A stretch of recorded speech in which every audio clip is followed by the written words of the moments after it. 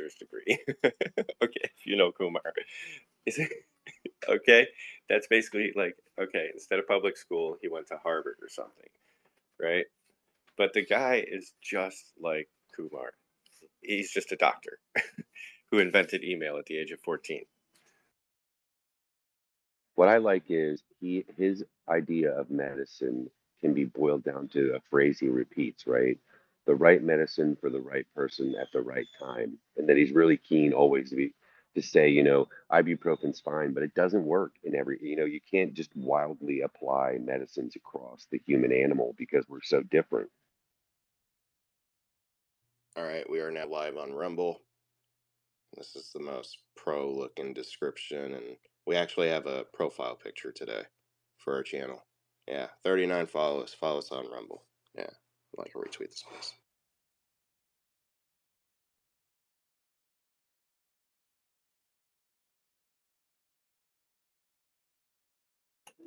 Very nice.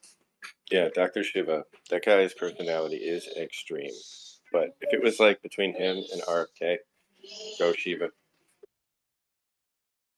No, I've DM'd him a couple of times to see like, would you come to the Punchbowl? Like I'm trying. I feel like Shiva, if we could just get a message to him that he saw, he would come in and chat with us. He didn't respond to your message? No, no, you should try. If you got a response from him, you should try. Yeah, my response included his phone number, his address, his email. He's very outgoing.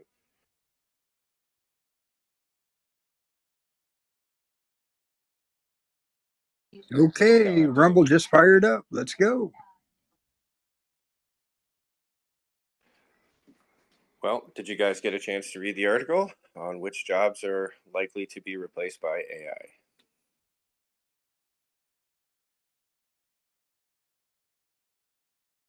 I was even kind enough to put a screenshot underneath for you. Give us a tease, man. Okay, so super high exposure would be budget analysts, data entry keyers, tax preparers, technical writers, and web developers. Sorry. Those are the high exposure to get replaced by AI. Some of the medium would be chief executives, veterinarians, interior designers, fundraisers, and sales managers. Some of these are scary to think about.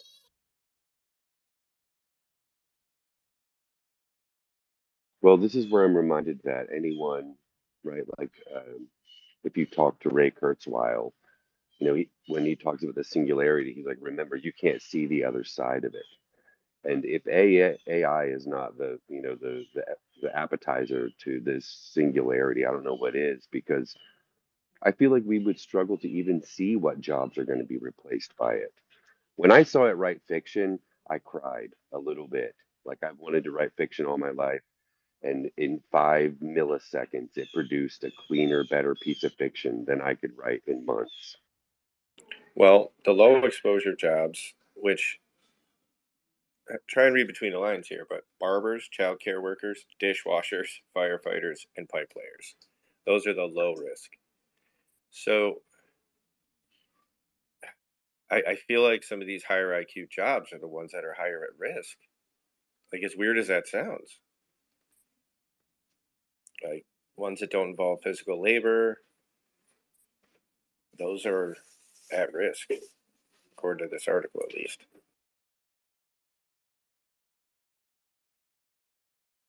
I would be so kind as to put teachers in that category of medium exposure.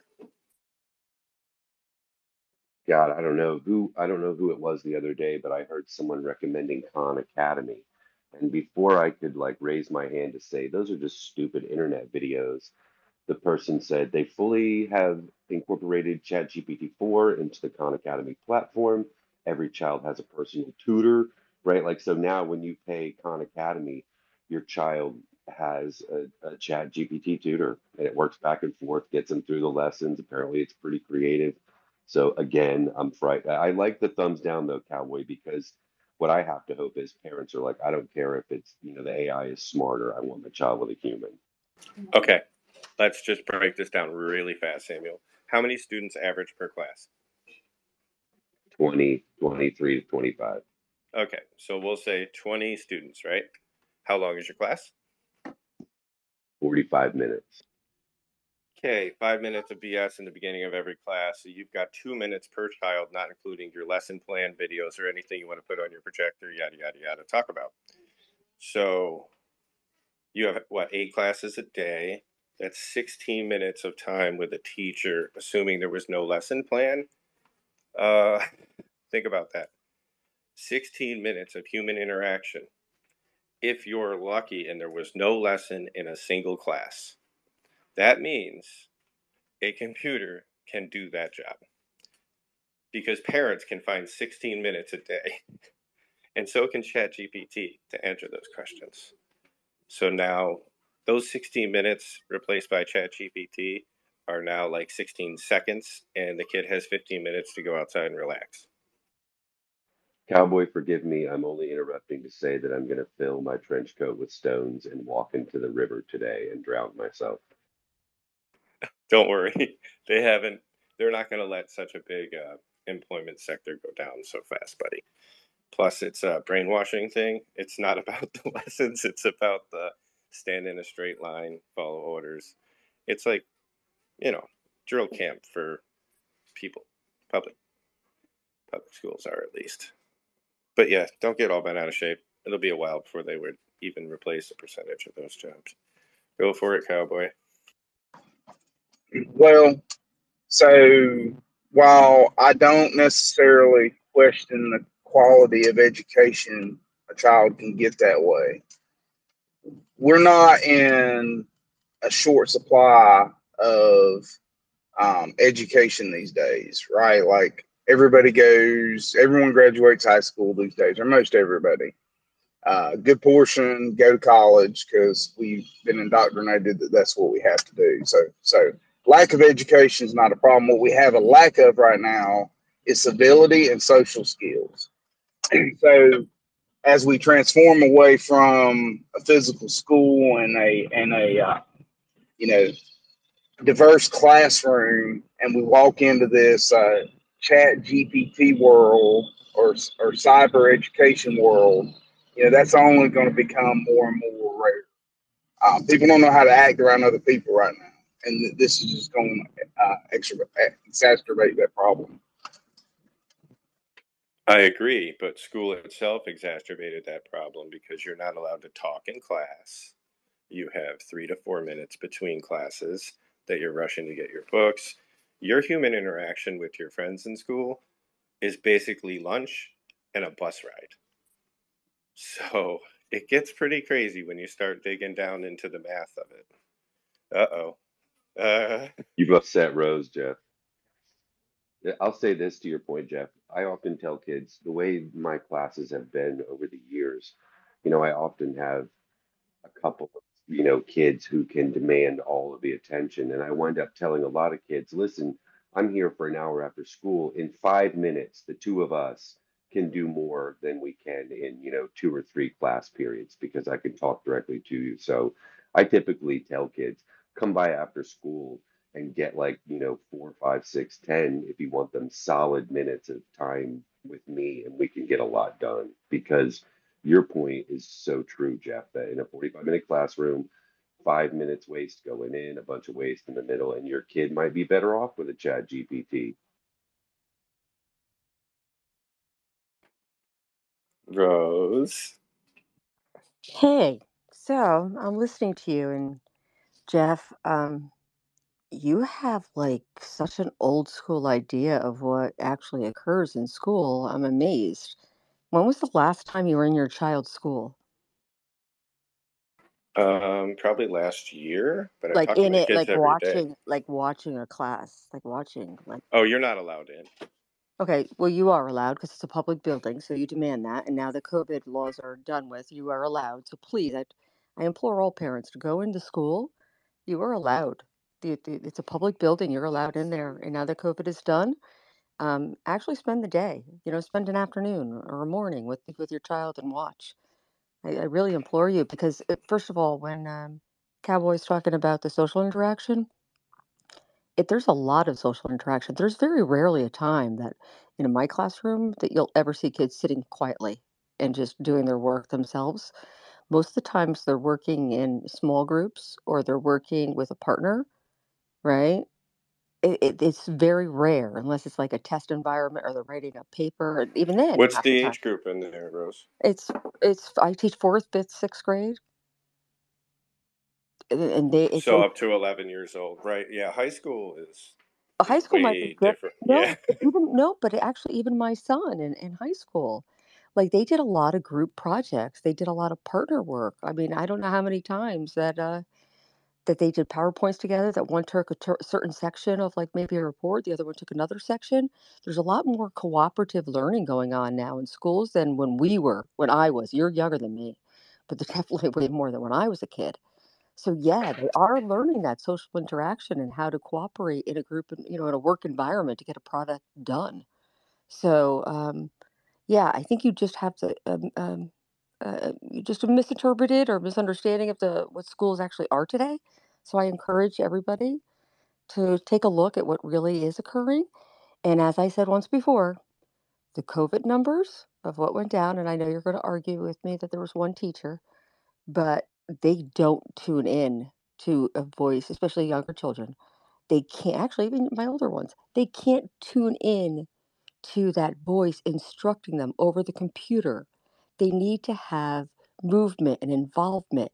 And when you put them in a sedentary environment and you tell them to sit still and listen to this robotic voice over the internet telling them a lesson, I mean, for God's sake, I jump on tables and start writing on, like writing up on the top, and I animate my voice like crazy to get their attention. Do you think that, and different things for different kids? So there's no way one certain AI is going to do that over the internet to to manage all children. It's not going to happen. Yeah, see, with stuff like that, like all right, I'll dig really deeper but quick before I go on to Cowboy. But I also believe school doesn't need to be 8 hours. I believe in 3 hours they can learn everything they learned in school once you pull out the brainwashing and the bullshit. So it's not, yeah. They can, if you're only going to school for 3 hours a day and you're involved in sports for another three, that's a lot better to me than going to school for 8 and sitting in a room like a mindless robot.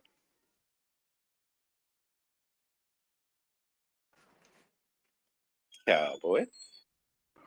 Now, I do agree with that, Jeff. I think a lot of a lot of the minutes in school are fluff and can be either eliminated or replaced with shit that really matters, right? Like, let's bring back shop. And I know this is for older kids, but bring back shop and woodworking, and agriculture classes, and home ec and shit like that.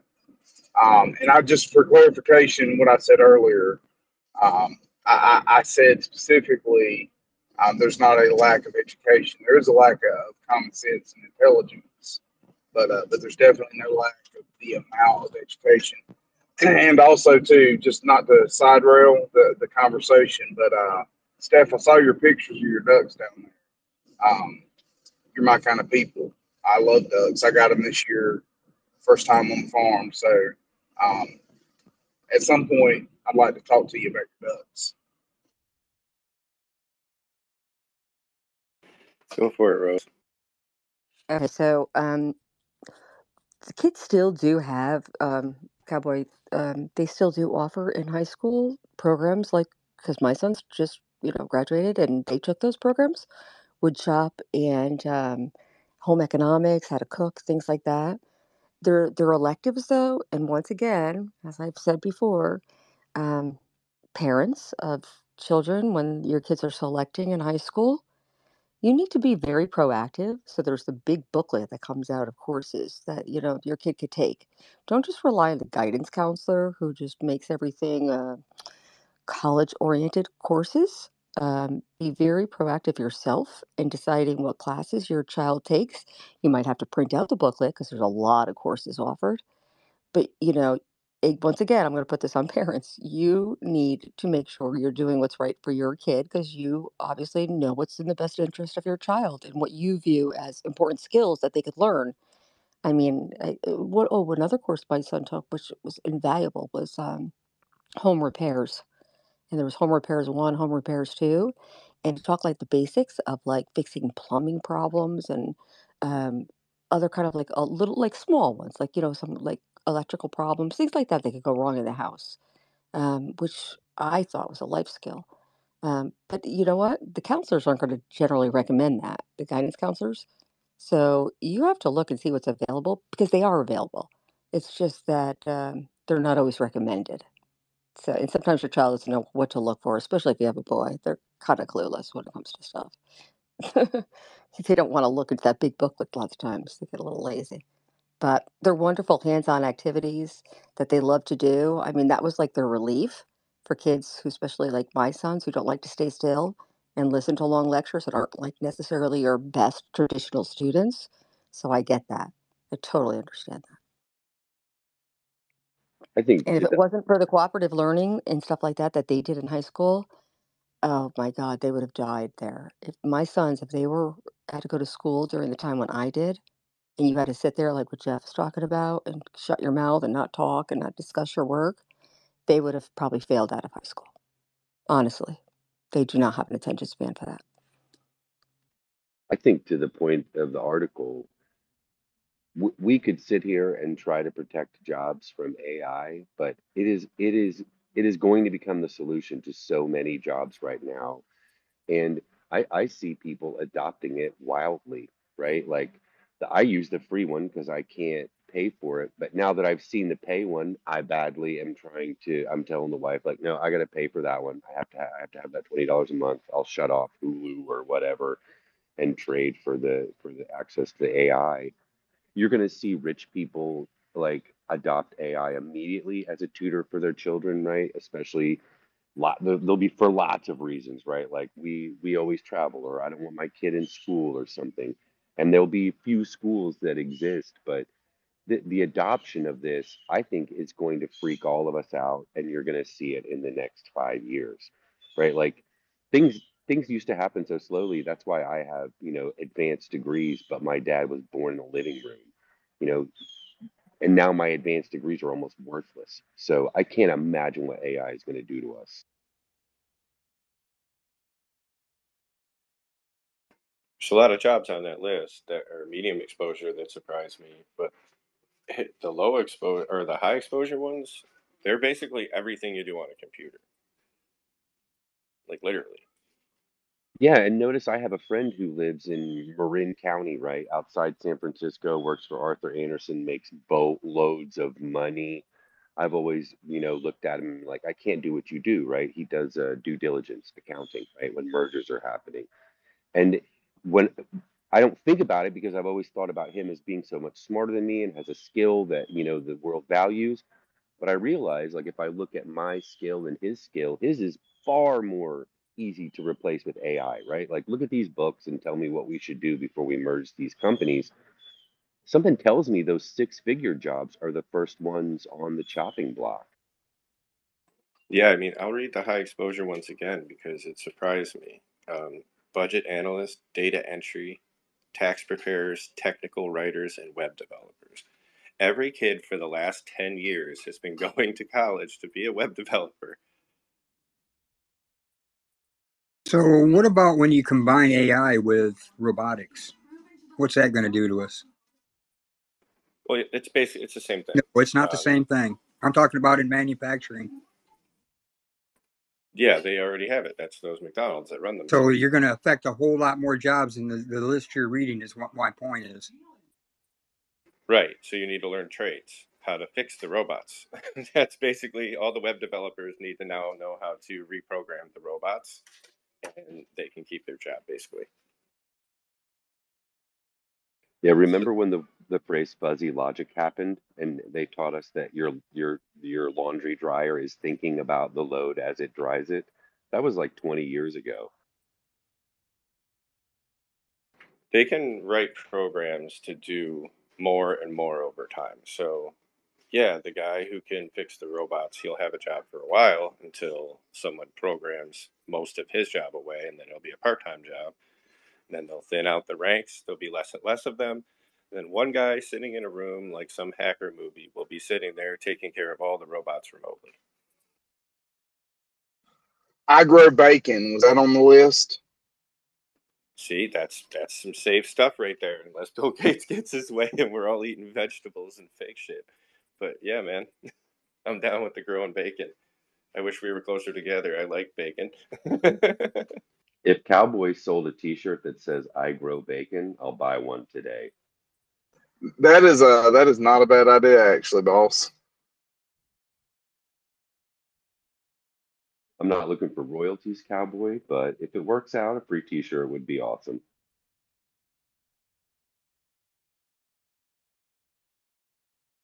I can tell you how to do that in about 15 minutes, Cowboy. Just let me know.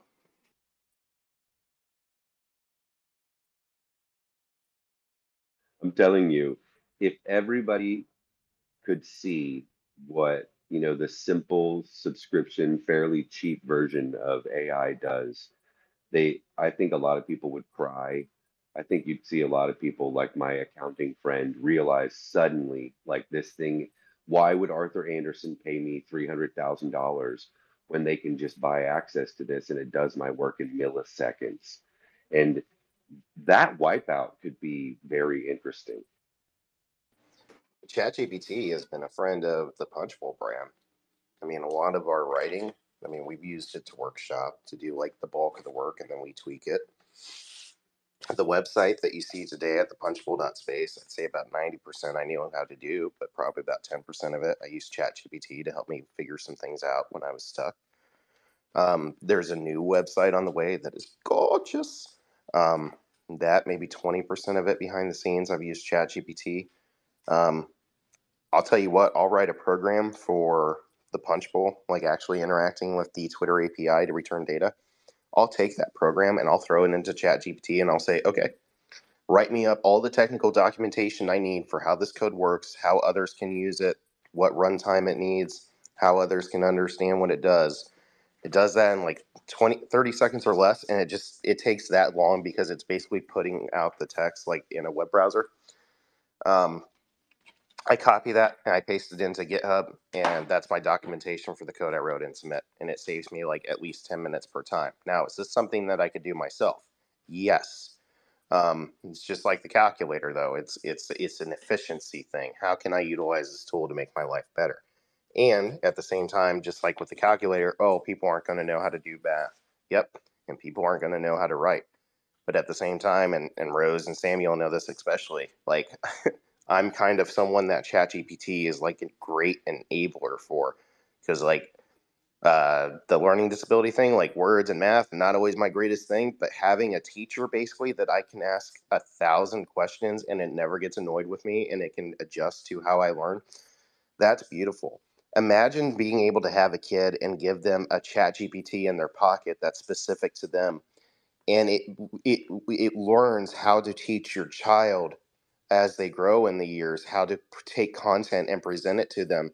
So by the time your kid's like going into like first grade, this thing has already been with them as they've learned to speak, as they've learned like their ABCs or whatnot, and now it's right there in their pocket. And maybe by then the interface has changed where it's just there in their ear. The teacher says one thing, they're not like, I'm not sure quite I understand. They just type away in that little thing there, or maybe it's listening and it's already converted over and told your child, hey, in the words that they understand, this is what you need to understand from what the teacher just said on this topic in the way that they understand, with that live translation to the type of instruction that your child needs.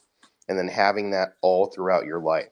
It's not replacing the actual learning, it's adjusting to the type of learning style that your kid has or that you will have all through your life, and making it easier for you to understand that information in a quicker way and run with it. Brilliant, Tap. And that was not GPT. That was Tap GPT right there. Brooke? Good morning, Punchbowl. I just wanted to say I have a daughter that's entering kindergarten this year, and I've read over the material that they sent home. And even at kindergarten, she's going to be handed a tablet. And they already have a clause in their school, whatever that the addendum is or whatever. And they were saying here that there is a clause for Chat GPT, and it says that all papers, all assignments are going to go through like a Google thing, some kind of Google Analytics thing. So they have to present everything as a Google document. And even at kindergarten, I was told everything goes through a Google document, and their assignments go through a Google document to be scrubbed for ChatGPT. I don't know if you guys heard about this or not, or if this is happening in your guys' schools, but I was actually shocked that that even applied to kindergarten. Like, I was thinking coloring, pasting, whatever. Apparently, they're going to scrub my daughter's assignments through Google Docs and run it through the Google Analyzer that's supposed to check it for ChatGPT. Okay, that's actually terrifying because you can get the psychology of people if you're literally logging every paper they've ever put in. That's scary. Like, that's freakish. Jeff, I no joke took a paper from college. This was last week. I was going through an old folder. I took one of the papers I wrote for college and I asked it to analyze my writing style and to put out an explanation of another topic based on the writing style I used for that paper. And it was very close to the way that I communicate. Holy cow. Well, real quick, this next batch of jobs, the medium exposure ones, um, I've been sitting here just staring at it. Like, what? These are people jobs, okay? Like chief executives, veterinarians, which if a veterinarian is going to be helped by AI, that automatically means our healthcare industry will be helped by AI. And malpractice is the third leading cause of death, is basically human error in a hospital. So if these things are going to be fixed, it's just literally the diagnosis time and the screw ups that they can take out of this, because these are human jobs: chief executive, veterinarian, sales managers, I guess, could be done with AI. Interior designing definitely could. You could literally talk to ChatGPT. I want my house to look like this and this and this. And yeah, wow. This is going to be a crazy next 3 years. And if you think it's going to take longer than the next 2 or 3 years, I'm here to tell you it's going to be faster. So, can I ask the question of why we're sending our children to school? They're brainwashing camps. Oh, Do you want to get into that? I want to. I mean, Have you it's an ever had honest to put up with answer. your own? All these oh, big jobs that you're talking about and everything else are going to be replaced by AI. Why am I sending my child to school? why are you teaching your child? Period. I don't know what Angela's talking about, but I'll I say don't know. this. Remove her mic. That's Yeah. not good for Rumble. No, Yeah, no, that's no. it's a It bad doesn't call. matter. Because Angela, let me say this while you're She's thinking. been quieted. I'm not Yeah, tolerating that today. we Thank we you. we feel bad. Look, there's the Angela that makes sense. Um, what is fascinating to me about this article, Jeff, is remember when AI we first got glimpses, it was going to replace us stupid people, right? Like truck drivers were going to go the way of the past, right? But after talking to KM and Donald Charlotte the other day, I actually think truck drivers are maybe safe as houses.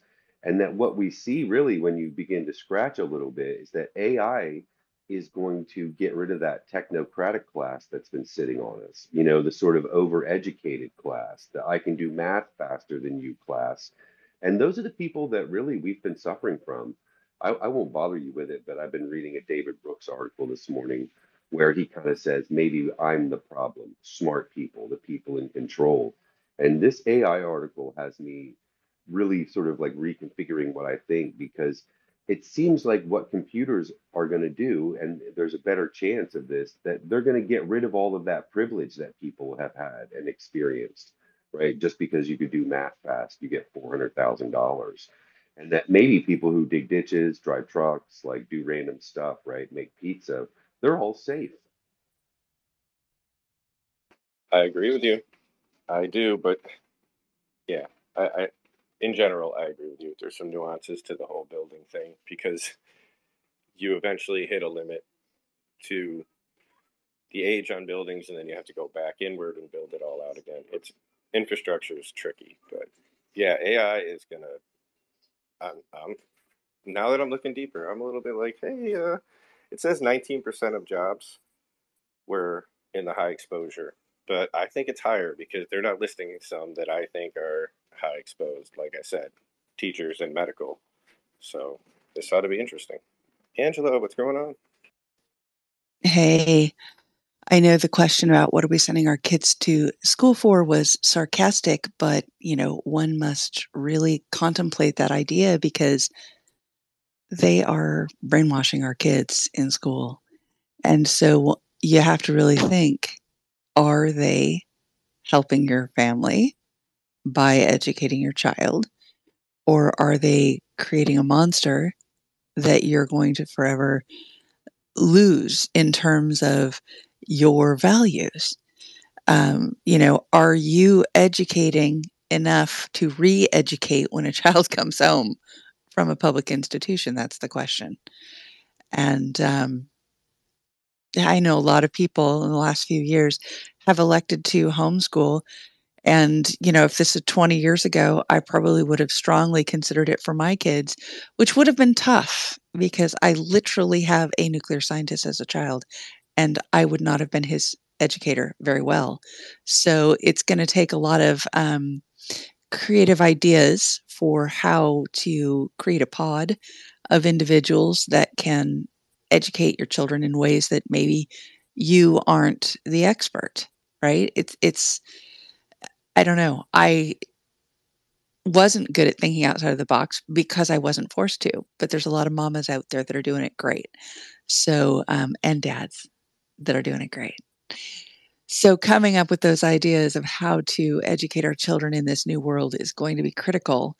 And again, thinking outside of the box, because even if you are a single mom, single dad, or a two-parent working household, you don't have to educate your child between 8 and 3 the way they do now. Those were babysitter created hours, by the way, because most kids aren't learning for all of those hours. So make it fun, make it life. But as far as what jobs are protected, who knows? They're even talking about medical jobs being taken up because after all,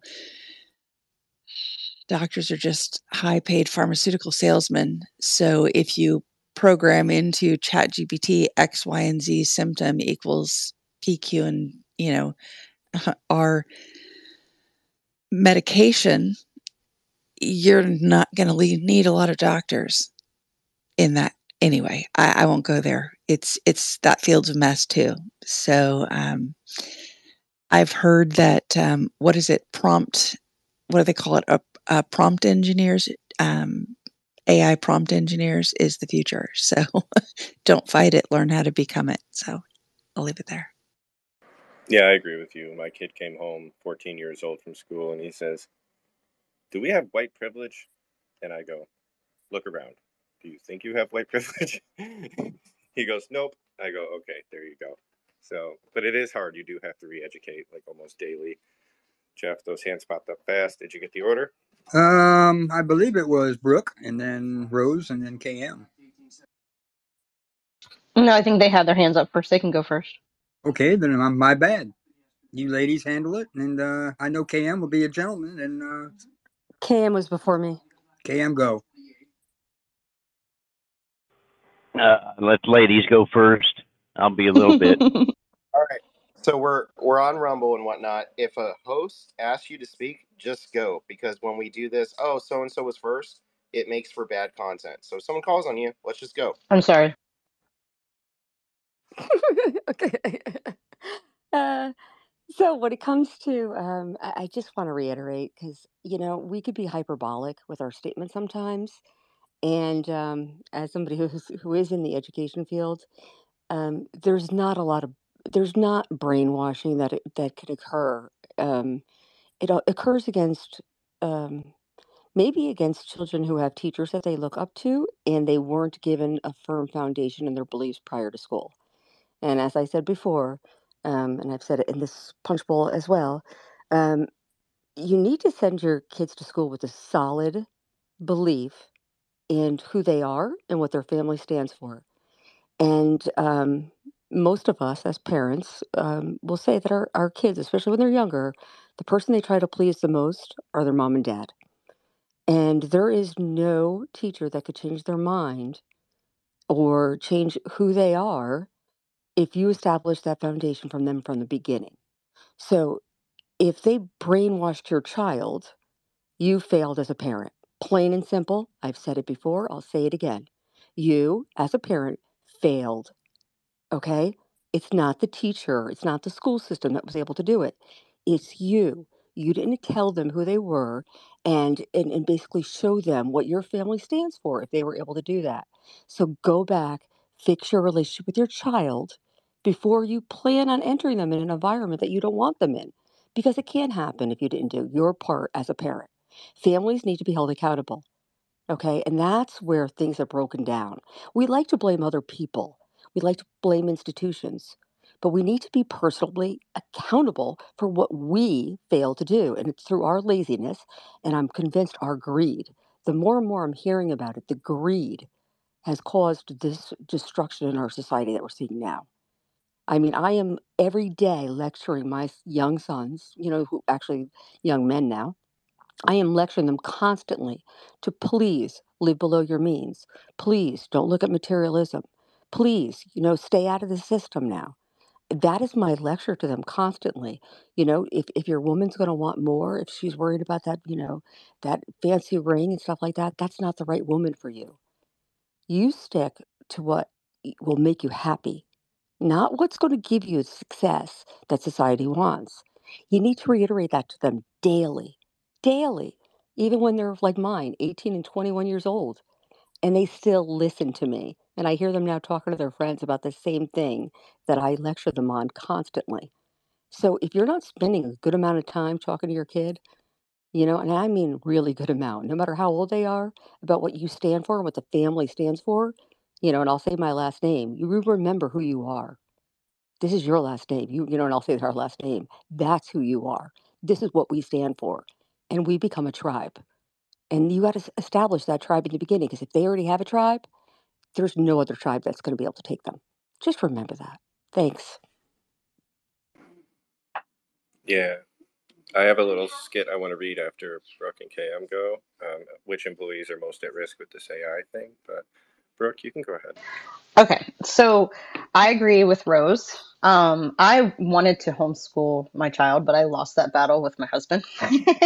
So the best thing, and I'm actually an educator. I have an undergraduate degree in education. So my best strategy here will be to watch, be an active participant, and also, I'm going to read her syllabus and her books, even starting out, like I said, in kindergarten, because I want to watch. She's like me. She has that, you know, um, she stands up for what she believes in already at 5. I love it.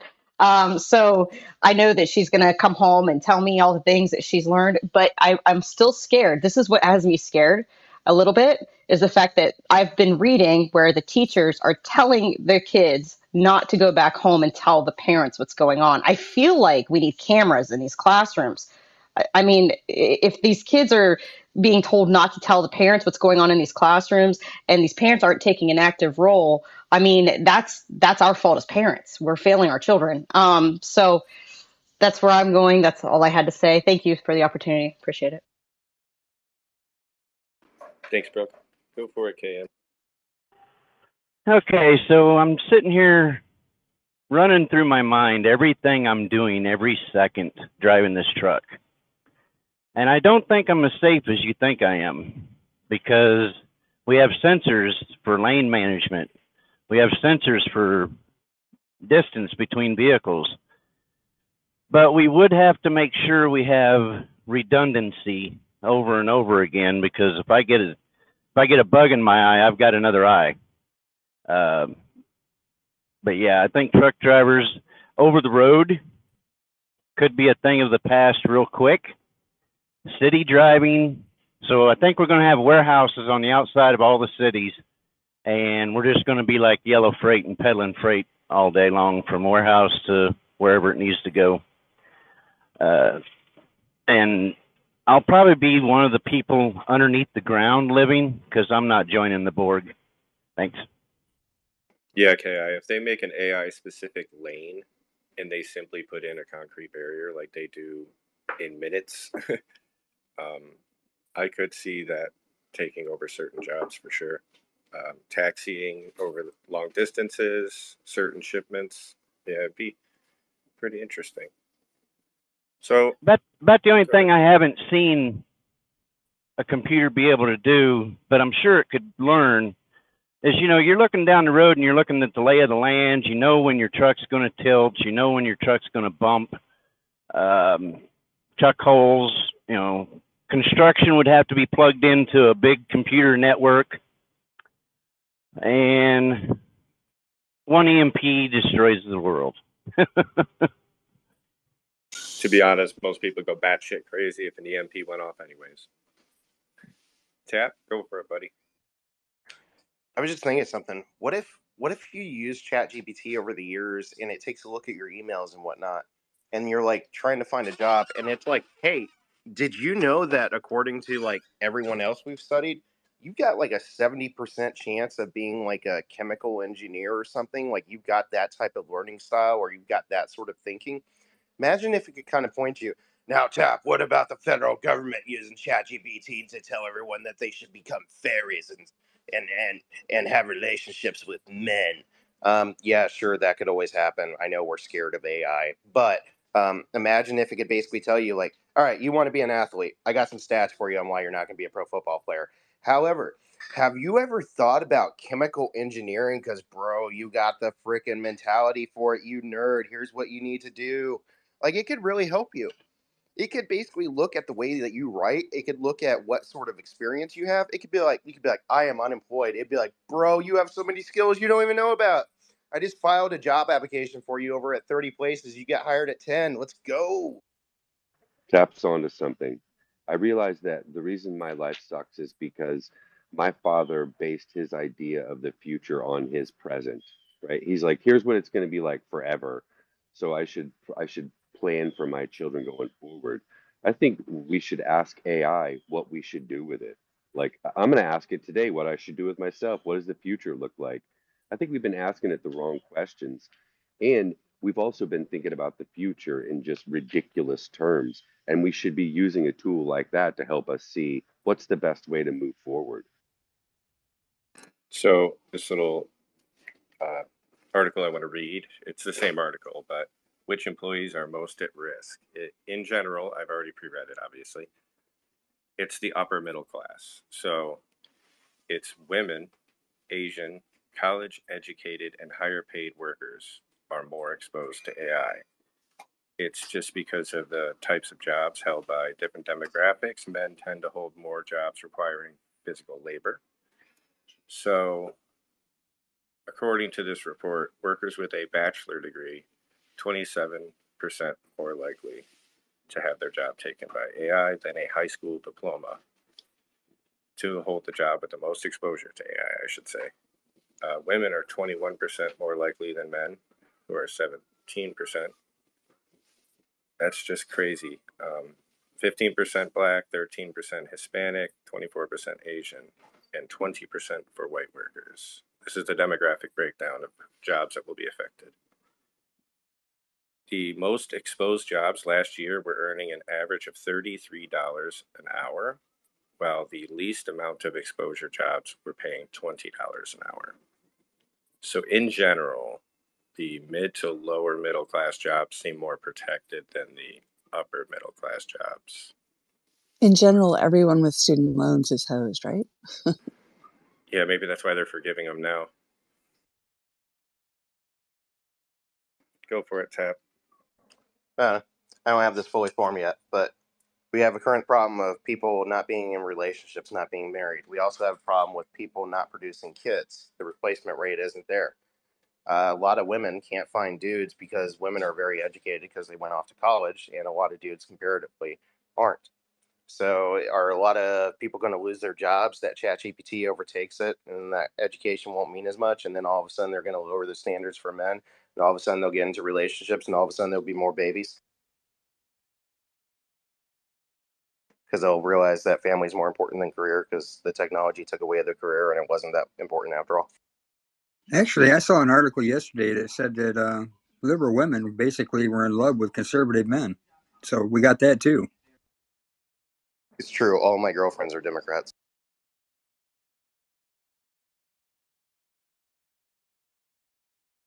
But You are know they why? girls? You know why liberal women are in love with conservative men?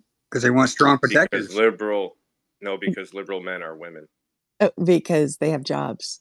That too. Bingo. Have at it, Pathfinder.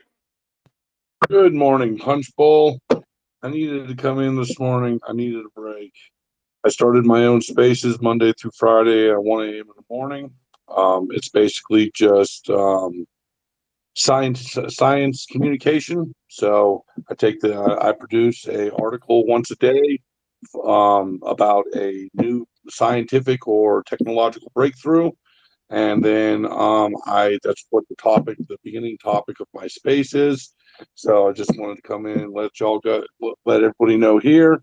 And then also, I really, really needed a break. I was held hostage basically of my own volition for about 3 hours listening to people debate climate change as if it wasn't already proven to the entire conversation to be moot. And I couldn't get a word in edgewise. The God button. Mute everybody. Okay, I'm going to bite, Pathfinder. Why 1 a.m.? So a couple of the people in here know that I am currently working a federal position, and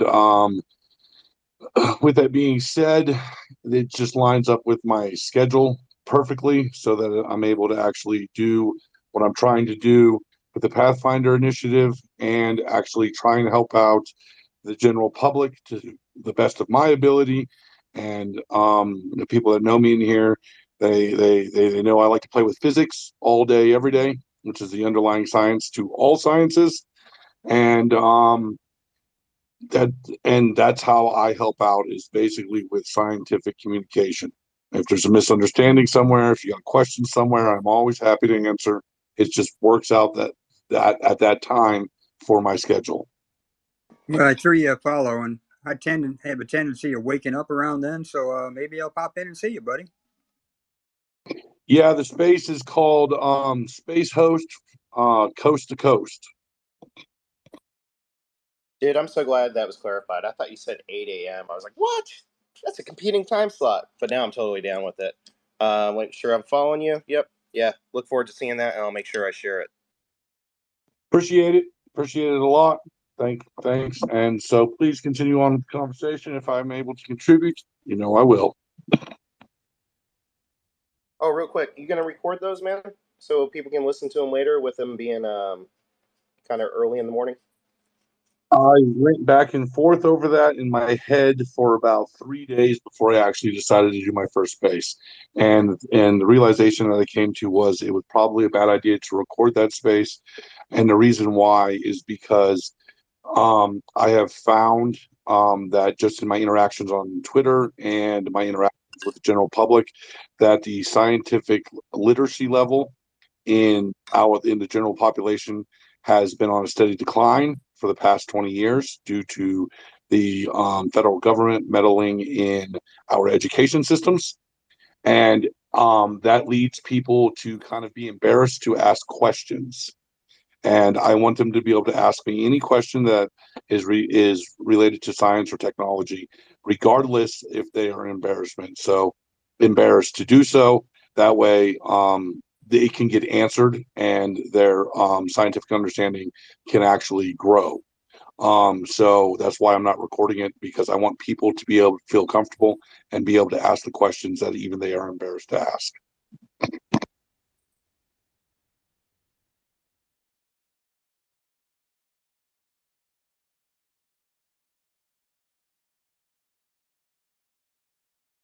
I love it, and I totally agree. I generally am falling asleep around that time. I assume you're talking East Coast Standard, but I will definitely try to plug in, even if my brain's not working at that hour. Oh no, I'm sorry. I'm Mountain Time, so I'm right next to Cali time zone. So Cali's 1 hour behind me. All right, so midnight Pacific. Got it.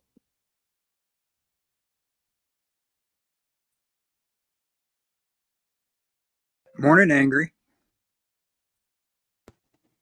Good morning, everyone.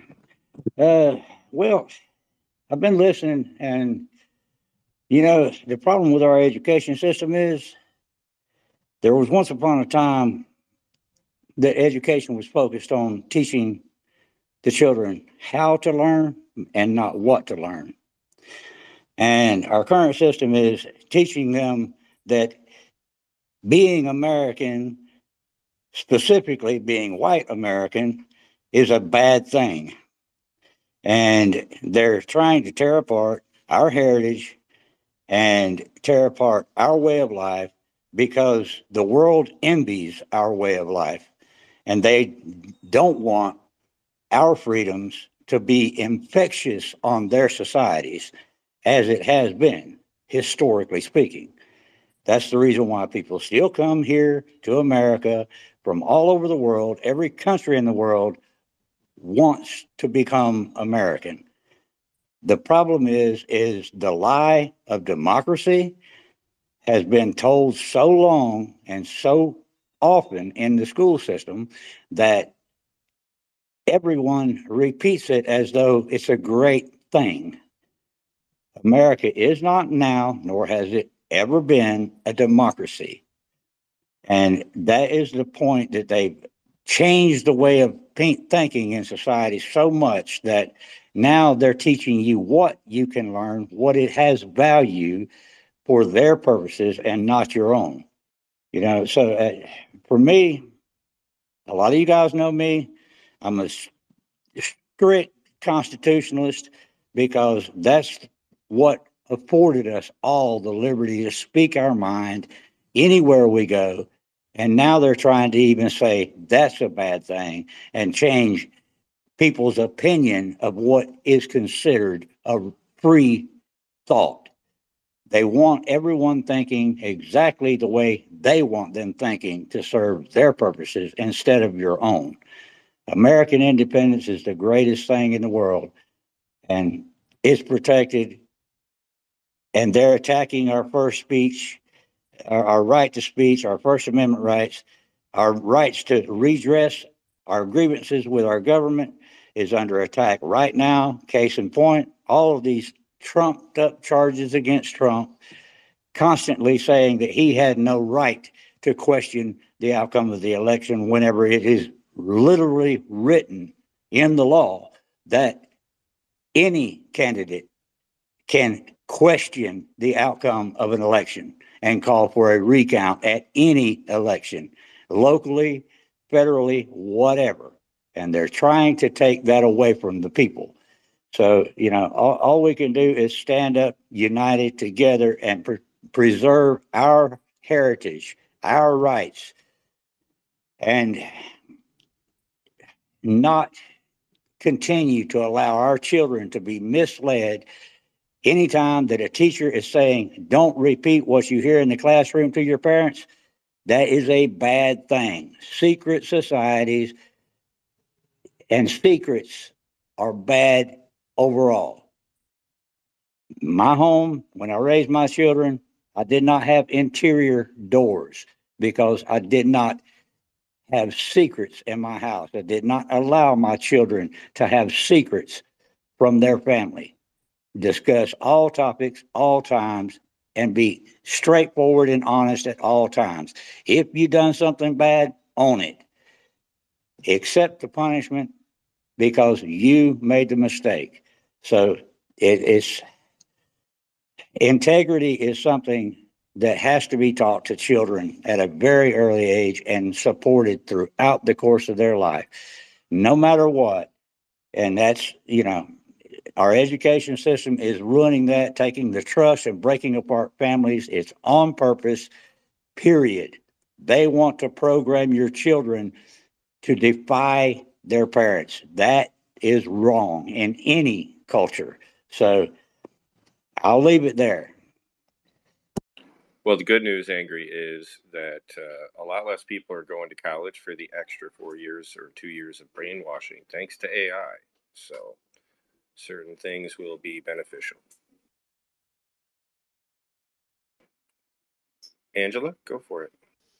Angry Pop is on it. They stopped critical thinking skills a long time ago in the education system as part of the quote unquote approved curriculum. And the other point he made about if anybody ever tells your child not to tell your parents something, I taught my kids code words. And any adult that says that to you, any person, any student, child, friend, or adult that says that is someone who's trying to hurt you. So there you go, teachers. If you're going to tell your students not to tell their parents something, they're going to see you as a perpetrator in their life. That's a good one. But also, any teacher who engages in telling a student how to think politically, as opposed to teaching them the act of politics, the facts, is also a problem. And I don't think they should be allowed to teach. I don't think that, think back to when we were educated. We learned the process of politics, not which Angela, side. Angela, do you What? mind if I got to interrupt real quick because Archie Oh, Bunker, please. and I'm a teacher, and because the internet, and Rose jumped in earlier, I think for good reason. Notice if you're a teacher listening to any conversation on the internet, you're like, I'm not a pedophile, I'm not a Satanist, I'm not an indoctrinating like agent of the government. Like, holy shit, I'm a sixth grade teacher. But because of these conversations and sensational news stories about what teachers are doing, like we have this idea that there's this evil crop of people in our public schools that I think is a bit hyperbolic and overblown, and we should like ease off just a bit on this sort of like teacher rhetoric because notice Oh, well, Archie you have to Bunker, the understand, I live whole in the Bay show. Area. I know that. Well, then you should say like your situation is not normal, right? Because remember, the whole show of Archie Bunker was about sending your kids to college and they come home and you don't understand them. They turn into meatheads or whatever. And that was the 70s. And this narrative was in the 60s. I just think we want to ease off a little bit on teachers. They're not all predators, they're not all psychotics. Well, but they aren't all also telling their students not to go home and talk to their parents or here's the one my kids even got. Oh, don't ask your parents. They learned how to do it the old way, right? Fuck you. I can read a book. I caught up with how to keep my kids in line with the new math even if it No, and sucked. Angela, I'm not going to disagree with your personal experience, but I think you know that reasoning from your personal experience to the universal is troubling, and that's what a lot of people do in these Twitter spaces. Is they say, "Here's my experience. That's what everyone experiences," and then people like teachers are like, "Hey, how did I become a pervert?" When you told your student not to tell their parents. That's my point, Angela. I've never said that. Damn it. Then it doesn't apply to you, right?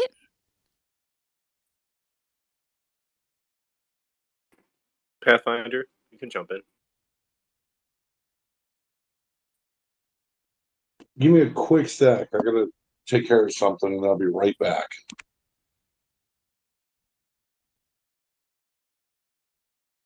Go ahead, Rose. Yeah, I would like to. So, first of all, I'm in Connecticut, so pretty similar to probably not as bad as California, but I'm in a liberal place. My son's just graduated high school. Never, ever has he been told not to go home and tell his parents or his family anything. So that's a pretty bold statement to make. And if there are cases of that, that should be immediately brought to the principal and to the Board of Education because part of education is we're partners with the parents. So if that statement is ever made, if it was ever made in my liberal state against me, you could guarantee there'd be punishment on board for me. Okay, that is a statement that you could never make. So please, if there's documentation where that occurred, and again, if parents did nothing about it, then you parents are to blame that you didn't follow through on that and you allowed it to continue and didn't take a stand. But I'd love to hear cases of that where it occurred and the teacher got away with it because it truly, you parents have the power. I mean, they fear you. I just want to reiterate that again. Even in my liberal state, they fear you. You know, a few of you march there and have the media come out and show a stand for something you're against. They take notice. They don't want that publicity. So please, parents take a stand. And again, as I said before, and as Samuel reiterated, avoid hyperbolic statements, please, because then your whole argument goes astray.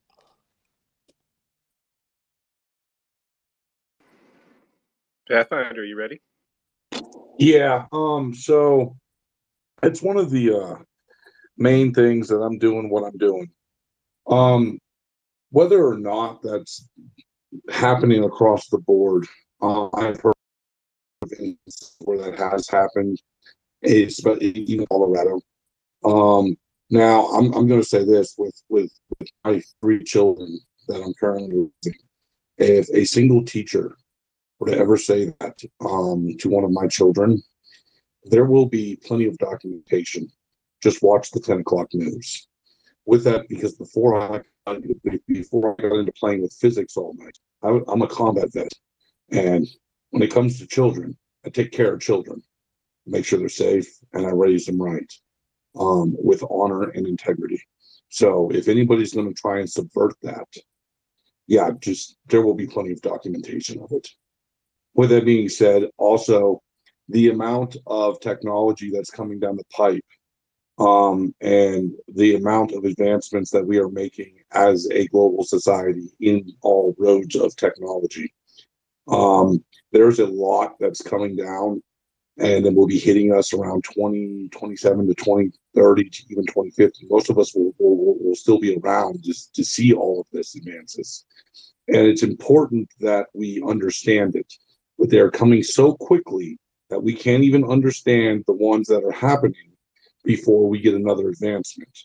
And this is important that we understand these technological advancements, because policies are going to be made on top of it.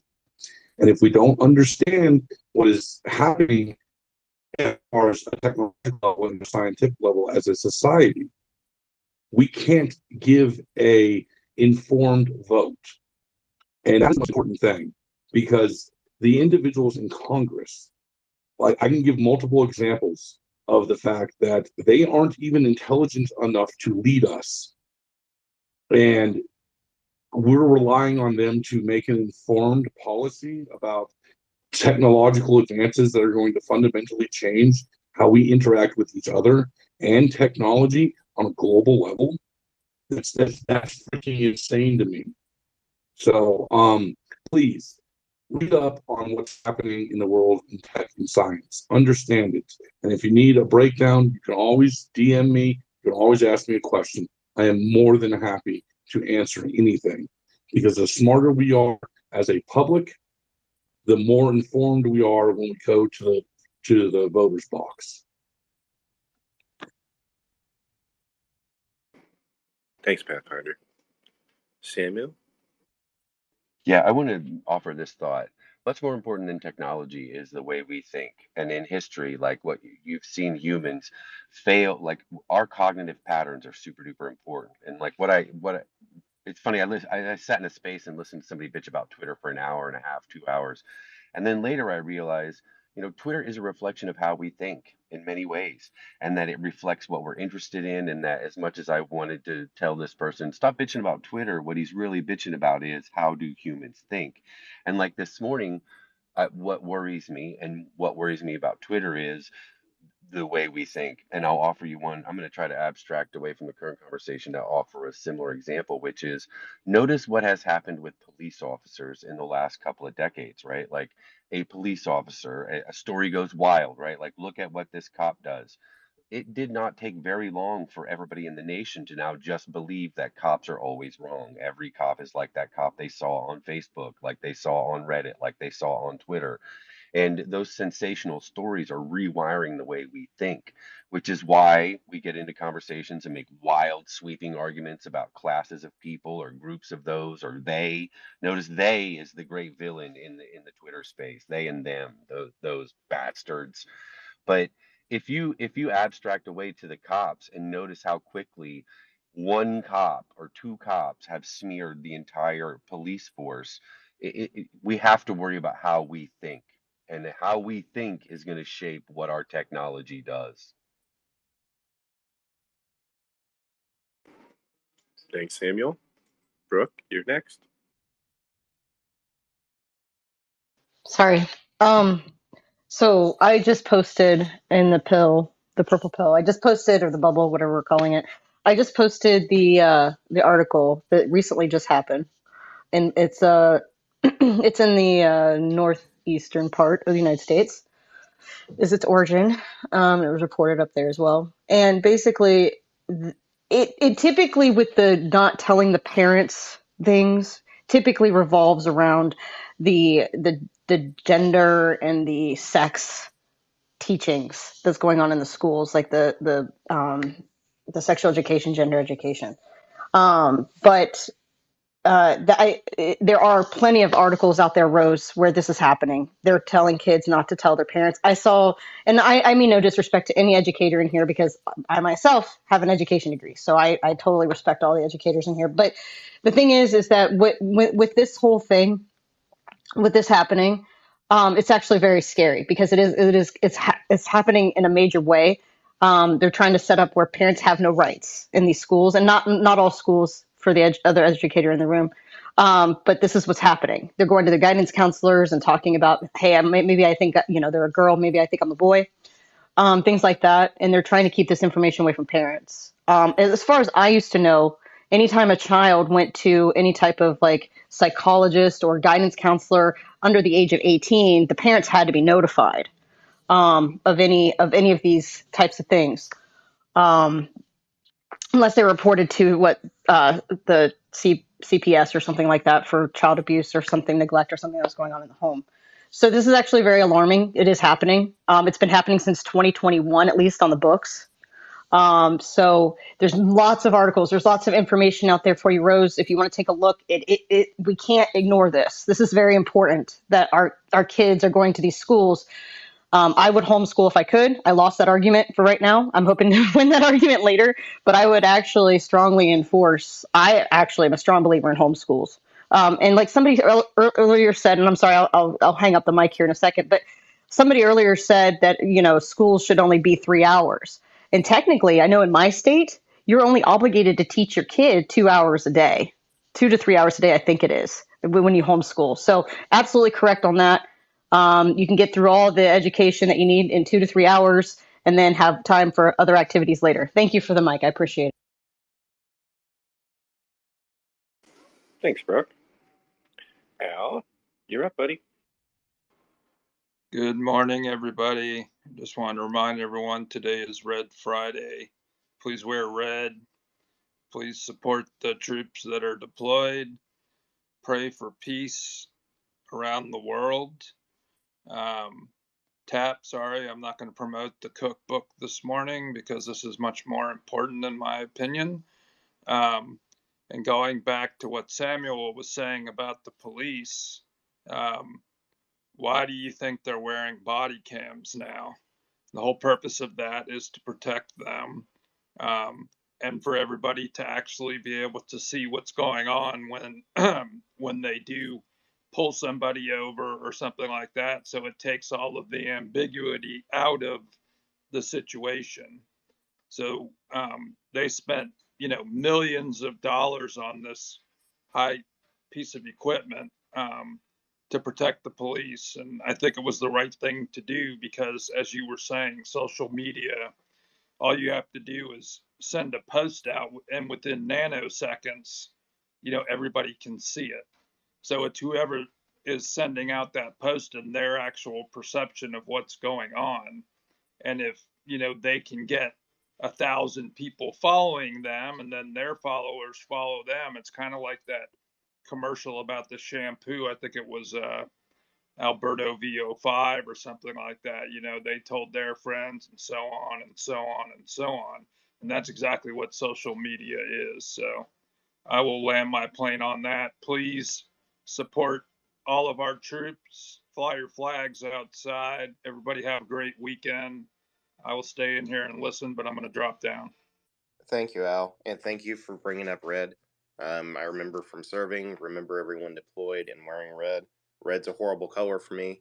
I now, in my shopping cart here, have a red shirt that I'm going to purchase. It's an Under Armour polo just for Red Fridays. Hell yeah, brother. There's still people deployed abroad, even though Afghanistan and Iraq supposedly ended. So, hell yeah, Red.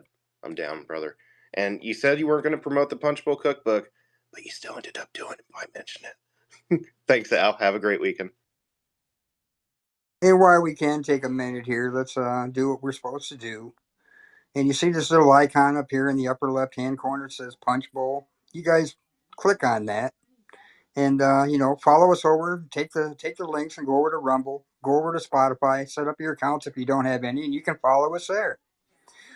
These guys all of them put in a lot of time to promote this Punchbowl and its brand. They don't ask for a whole lot from the people that come here every day, other than that we all treat each other kindly and decent.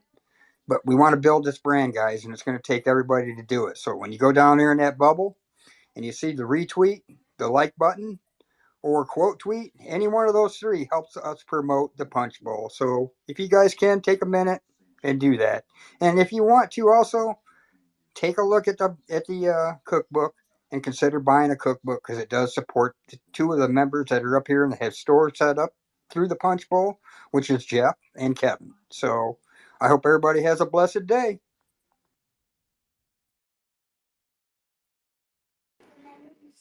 And on that note, it's on Rose.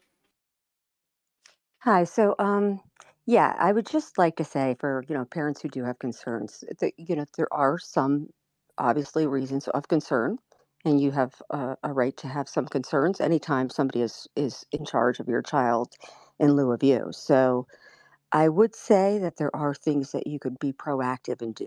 Um, so, one of them is you need to write a very firm letter saying that your child is not allowed to take any kind of computerized survey or test without your prior knowledge of what it is. That's very important, so that they can't track your child. Um, so there are certain key things that there's like computer programs, just like Twitter has, where they flag keywords, which then would cause your child to go to a guidance counselor. Um, and there's, like it could be so easy as like the word gay. If that gets flagged, they're informed of it in the administration, and then your child could be going to see the guidance counselor or social worker.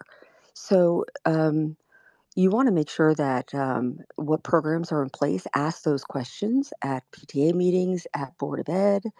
Are you spying on my kid? What programs are you using? And they'll say for their safety, like our government does, right? That's what they did too when the whole 9/11 happened, right? And we started being surveilled. They did the same thing with our kids with these computer programs. And like what you were saying, Brooke, with like Google being used, Google Drive, it is monitored. So you need to watch and you need to get a list of those keywords, find out which program your child is being used, and you need to be proactive and have it documented. I would probably do it every year on paper. Again, that your child is not to take any kind of surveys uh, or tests regarding SEL, and that they are not allowed to speak with social workers or guidance counselors without your prior knowledge. And if there's any incident involved, that you are informed immediately. Because now, once you have that documented, there's a lawsuit if they do. So, um, and they'll fear you. And, listen, I'm a teacher, and thank God my kids went to school in a different district than I teach, because I was their biggest nightmare. They saw me coming and they feared me. Um, you know, my both my boys have dyslexia. So I fought for them very strongly, and I was extremely proactive in getting the services they needed. And I was in there. So you need to do the same, be proactive, find out everything you can. And in the end, knowing that you're that kind of parent, they're not going to mess with you. So thank you for allowing me to speak again, guys. Thanks, Rose. Angela? Rose dropped some critical bombs there. That was awesome. Thank you. And in the name of speaking on our own experiences, I'll say I have 3 kids. One also was on an IEP with services, and I was definitely on their tail to make sure she was getting those services. But we also had like check-ins each day. Kids would walk in the door. Hey, how was school? What'd you learn today? What'd you talk about? Do you meet any new friends? Like, we would really truly engage in conversations. Not that I was spying, but I really wanted to know what was going on in my kids' lives. And some beautiful emotional things came out at those times, and some other things that made mama fly out of the chair ready to go beat somebody up. What? And the kids got used to this. It was quite funny. But the first thing that happened, I'll use only one child as an example. So 13 years of school, only 2 incidents that the mama had to put on her boxing gloves, okay? So my kids had some great teachers. I mean, great teachers. Some they're still friends with to this day.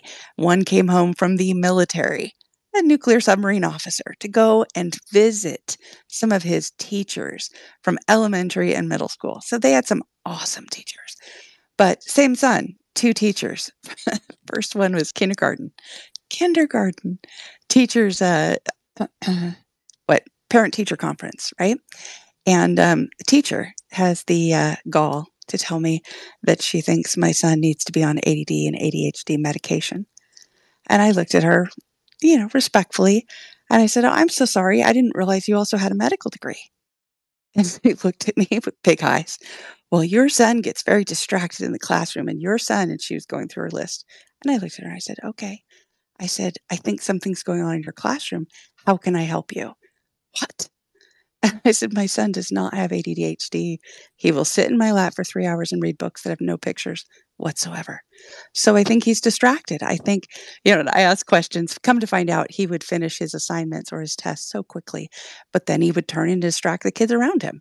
That's a problem. So I helped her come up with a solution, even though I had to do it myself because she complained that she didn't have time. Okay. So I took care of it. We created math packets, social studies packets, and everything, every packet for every subject that she had planned, so that when they finished a quick assignment, they would go to the packet just to work on that until the other students were done, period. And then when he was in middle school, he came on one day. We did our little debrief, right? And he smiled and he said, "I got a teacher fired." No, what did he say? Sorry.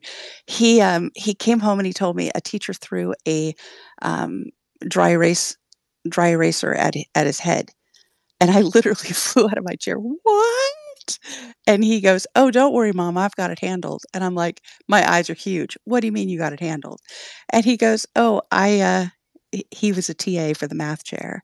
And so he went to her and told her that his math teacher had done this to him. And so they had started an investigation. And over the course of the year, my son got this teacher fired. It wasn't my son that the teacher was only throwing the dry eraser at. But again, when it comes to quote unquote politics, in some areas there can be school politics, and in this case it was Stanford versus Berkeley. And I wondered why at Christmas time my son asked me for a Stanford t-shirt or jersey or whatever. I'm like, "Okay, sure, are you interested in Stanford?" "Oh no, but I just have a class assignment." I'm like, "Okay." Well, his class assignment was bugging his teacher because his teacher was Berkeley, not Stanford. And so my son would wear this jersey and that would earn him getting erasers thrown at his head. So my point being, keep your politics to yourself. Thanks, guys. That was hilarious. I was laughing out loud towards the end there. Good stuff. Ratchet buddy, good to hear from you. Hey, good morning. Good morning, Punchbowl, everybody. Um, yeah, schooling. I had kind of an alternative schooling. Growing up, I was really smart. So my parents said, "Hey, why don't you go try and get into this specialty school?" It was Brooklyn Tech. That's where my friends went anyway. So I tried to get in. I got in, but even that was boring to me. So, the third year I started, fucking off. And so I wound up going to an alternative high school, which would give you a regular diploma, but their curriculum was very alternative. Instead of sitting in class all day, each class was an internship somewhere throughout New York City. I worked in photography studios. I worked in photography libraries. I was the assistant to the American Photographer Association president. I was in Wall Street working, for Payne Weber in a skyscraper. I worked in a 4-star Michelin restaurant, and this stuff was really awesome because I never got bored. I was traveling all over the city, and I got real life experience. And it kind of followed me throughout my life because I've done so much shit in my life. I've like done everything. I'm not good at everything, but I've done it all. And I think alternative schools like that, like internships in high school even, should be talked about because it was really an awesome experience for me. That's all. Thanks for sharing, Richard. Go for it, Pathfinder. I definitely agree with the skepticism of parents and what that we should be warning parents in schooling. But it's also important that you should monitor what is being broadcast at home across your TV to your children, because everybody at some point has taken their little children when they're about to pull their hair out of their head because they've asked why for the umpteenth time, and they've sat them down in front of the boob tube for a few minutes. And with that being said, you would think that the traditional TV shows that we grew up on would be safe for your children to watch. I don't care where your politics lie or fall, in any sense of the word. The people that know me in here know me as an independent, and I will remain that. But just a word of caution. The brand new, like me and my wife, we literally watch entire seasons of cartoons before we allow our children to watch them. And the reason why is because the very brand new version for children of Transformers has come out. And I'm like, hey, you know what? I love Transformers. Optimus Prime, all of them, they were some great influences. They taught some great lessons when I was a child, across that version of the show. But the new version, there are now Transformers. And I don't want my 4-year-old to be trying to broach that conversation with me when he's 4. Maybe when he's 18, 17, something like that, we can have that conversation. But with that being said, he's 4. The only thing he should be worried about is going out and finding raspberries on the raspberry bushes, or catching grasshoppers, or literally building a fort with rocks and sticks. That's what a 4-year-old should be worried about, not whether a transformer is trans, straight, gay, or whatever it is. So please extend your skepticism and caution to every facet of your child's life, not just school. School is a major problem, but they are also starting to manipulate the information that your children are digesting just through normal, everyday, what used to be wholesome cartoons.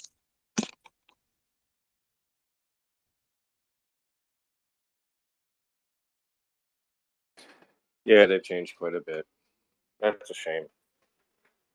I don't know.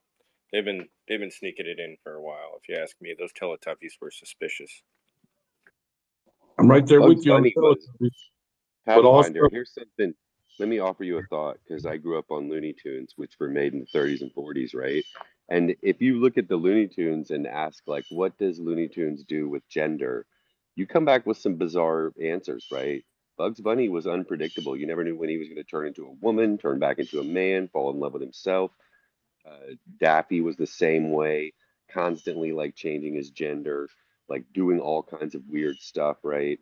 So I'm with you on that, and I think actually the more we look at how we used to deal with some of these hot button issues, I think we could get better ideas for going forward. yes, It was a joke back in the day. I definitely agree with what you said. To add that new Transformer show, it's on Netflix. I'm not going to endorse that. But yeah, it was different back in the day when you had John Leguizamo, Wesley Snipes, and Patrick Swayze all dressed up as women in Tu Wong Fu. Yeah, that was about the tipping point right there.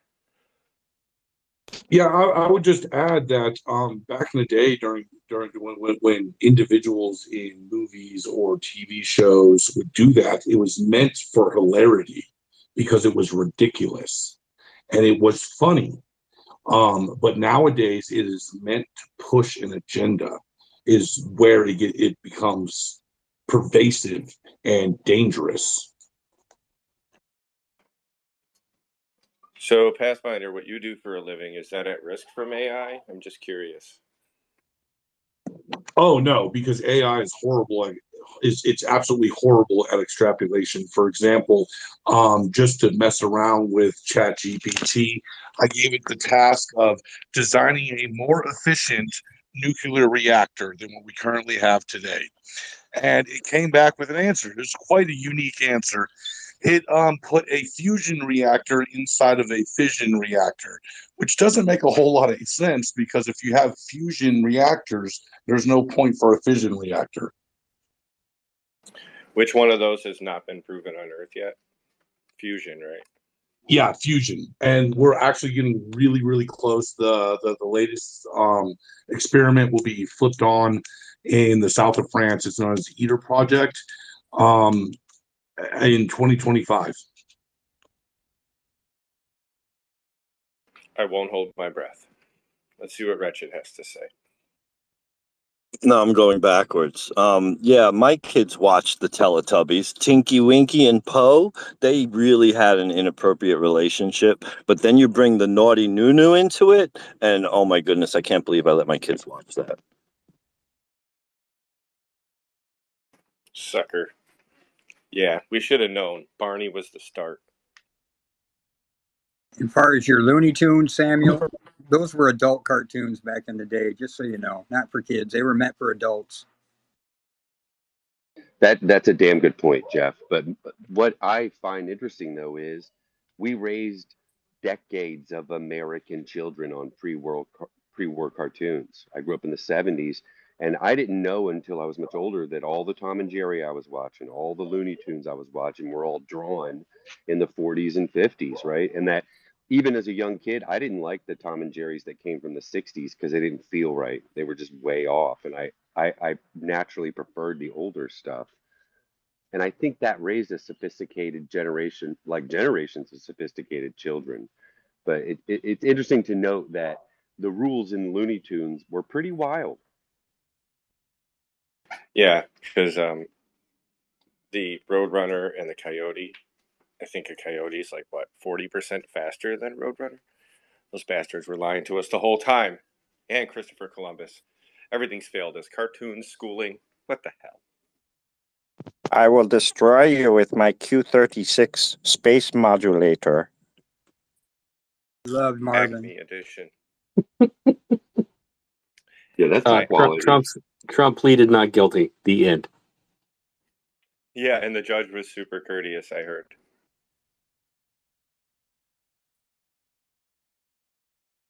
Even better, he drove in unseen in a caravan of cars. They pulled under the courthouse. No one ever saw him with a camera. And then for the rest of the day, the news stations are like, we need to talk about what we've seen here today. What have we seen? What are we seeing here? Like, you didn't see anything, bro. Like, nothing happened. You didn't see anything. There's nothing to talk about, and they're still doing it.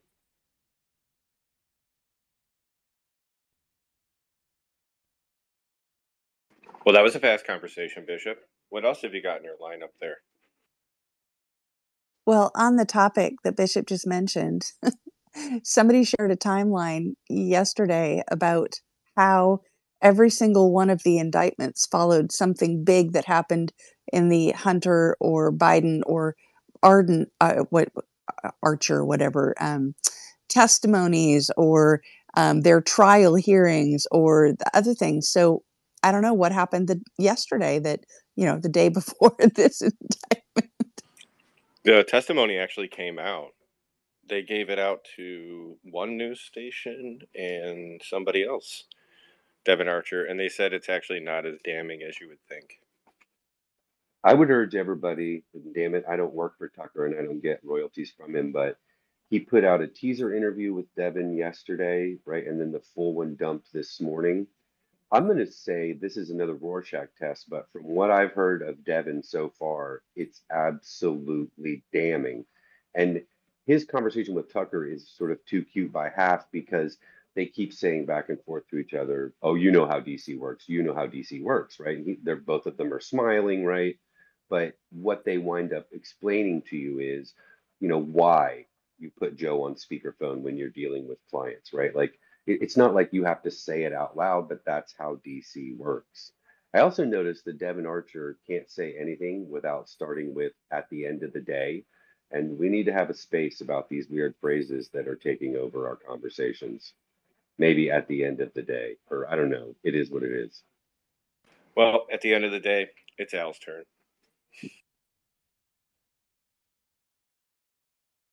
Al?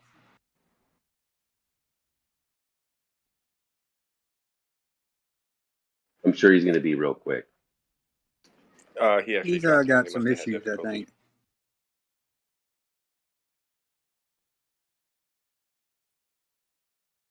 Hey, I've got that the piece where I think Angela's trying to say when something came down on Trump the day before, something was Biden related, and then, or I might be saying it backwards, but here's Trump's lawyer speaks outside D.C. federal court.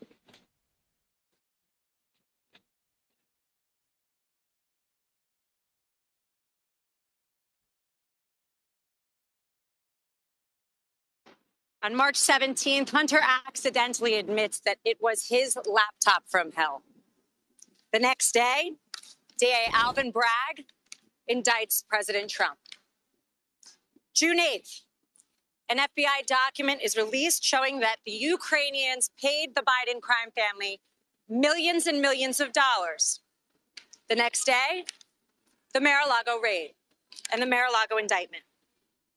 Last week, Hunter Biden's sweetheart plea deal fell through when the judge realized it had blanket immunity. The following day, a superseding indictment against Donald Trump.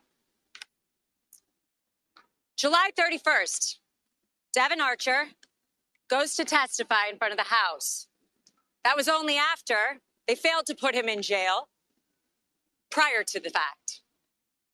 What happens the next day? The January 6th indictment that we're here for today.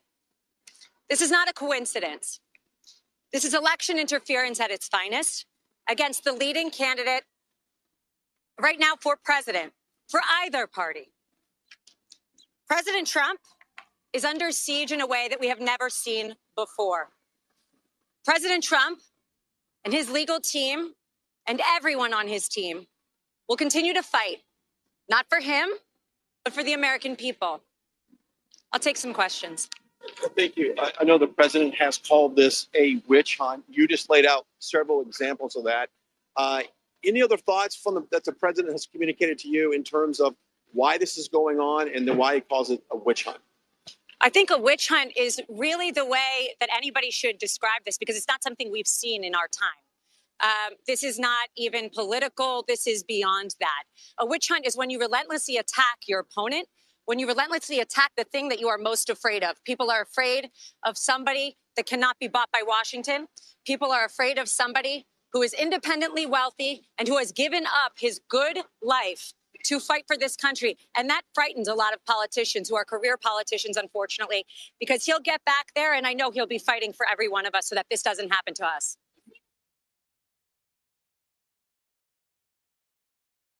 I think we miss that every time we talk about Trump. What he gave up. His actual presidential salary? $400,000 a year. Not getting hounded by every person in the authority structure of every Western nation, like every day of his life. Having to hand off all his businesses that he couldn't be involved in if he was president. All right, I got to say this though. What's the average size of a yacht? What's Probably like like the 60 something feet. How much? 60 something feet. Oh, no. I'm thinking like 200-300 foot yacht. I mean, a hotel. Here's what I know. Floating hotel. Good. Everybody should Google that lawyer and ask yourself why Trump hired her, right? She also just misdefined what a witch hunt is. A witch hunt is where you make up an enemy and then you go find it, right? It has nothing to do with all the garbage she was saying. And if you wonder why, look at her. Even like women yesterday, if you look at all the posts of her yesterday, you don't get a comment about, oh, it's interesting this legal pattern. What you get is, oh, she's a smoke show. She's so hot. Oh yeah, she's smart and hot. She's nice. She's not smart. And Trump hired her because of her breasts. And that's a bummer. And he needs to stop doing that and hire ugly lawyers that are smart. Sam, get in the corner. Her name's Alina Please go Habba. get the corner. I know who Alina Hobb is. Sam, you come up here. I'm choking you first, and then I'll give you a hug. I'm dying. Just so you know, I read it in print. I didn't even hear that or see her. I'm with Bishop. Sam, go get in the corner. Hey, look, she's attractive. I'm not going to lie. I don't mind attractive women, but for one, if your lawyer jumps out and can't define witch hunt properly or explain to people what's happening, which is the authority structures had a witch in mind and then they went and found it, she just talks around corners because she's a smoke show, I think is what the internet says. She Potato, doesn't have potato. confidence in her argument. She doesn't have the ability to speak. She doesn't even know what she's talking about. How can you be a lawyer and put yourself out there like that? I would have more confidence in Fish, who frequents Zaganel's rooms, to represent me in a court of law or to be my public affairs representative in that situation than what I just heard from her. That was absolutely embarrassing. I would not hire that person. And I'm not just saying this because I'm often critical of President Trump. I want him to have a good defense because I truly do believe that the federal government is using its weight to figure any way to bring its entire power against him. I do believe that. So I want him to have a chance. But at the same time, how am I supposed to treat? Maybe it's just he can't hire any good lawyers. No one will work with him. But from what I just heard, he's going to lose. And If yeah, you seriously, Fish disagree, is a better speaker than her. if you disagree with Tap, Russia's gonna attack Alaska. Hey, I'm with Tap. I'll take Fish over Alina Habba in court. Court is a theater. That's why they wear costumes. I believe, Al, you are up. You've tried to come up 2 or 3 times now. Yeah, thank you. X is playing games with my sound system today, but yeah, had to come in, leave the room. They tried to have me co-host a space earlier, and then X sent me something, and I didn't even know it that I had to accept, I guess, before you can co-host. So all kinds of bureaucracies. But anyways, I just wanted to say I watched on the U.S. Army. I followed the U.S. Army on LinkedIn and Twitter and other spaces, but a great way to show patriotism and unity of the country. Country artist Craig Morgan re-enlisted in front of a 4-star general the other day. He's got to be my age, probably in his 50s, but he's been in the Army for about 10 years now. He's in the reserves, but here's a multi-millionaire that just signed the oath again to re-enlist. So that's the right way to go about it. You can say whatever you want about Jason Aldean or whatever, how he, tried to use country music to express his opinions about a small town. But here's another country artist that's doing it the right way. So God bless America. I mean, that's fantastic. Thanks, Al. But let's not forget that in 2018, Jason Aldean spoke out against the Second Amendment. If you'd like receipts, I could dig them up for you. But let's not be too jumpy with any one person here. Tap, you can jump in first. No, I'm not defending Jason Aldean. He actually cheated on his wife. I'm speaking for Craig Morgan as a fellow artilleryman. Thank you so much. Shout out to Doug Doodles, Danae, Seekers 4261, Gen X, Dale, Greg O'Brien, Black Flag Patriot, Angela Lyles, 007, Elaine, Lisa, Seeker, Punchbowl Groupie, Kevin M. Nelson, Something Chris, Freedom Warrior, KM Trucker, Bishop, America First, It's Just Me, Jeff G. Patriot, Olive, Don't Lie, Speak Truth, Dennis, Samuel Leonard, Punchbowl TM, Mercy A. Dog, Dar, Stash, Shackelford, Tap for Nerd, Joseph, and Jeff for retweeting the space. And also thank you, special shout out to the 3 that did 3 quotes. Brooke, Wretched, and why don't I see the third one? Oh, well, Tom's had his hands up forever. Thank you so much. Please like the space. No, Tom, I'm not trying to get you to retweet the space. I just realized I often said that like a month ago when you would come up. It's not what I mean here. Now I just made it awkward by pointing that shit. Please like and retweet the space. Thank you all for that are engaging, and I'm happy to see Tom here. Please like and follow him. I hope I Tom didn't had his hear hat my off at the name. table. What happened? And Al. With that, go, Tom, go. Oh, well, hey, good morning, guys. Yeah. Stopping in to say hello to my friend Samuel down there was making some excellent points earlier. I got distracted with a phone call. I'm glad I could come back and drop in and say hi. Hope you all are all doing great this morning.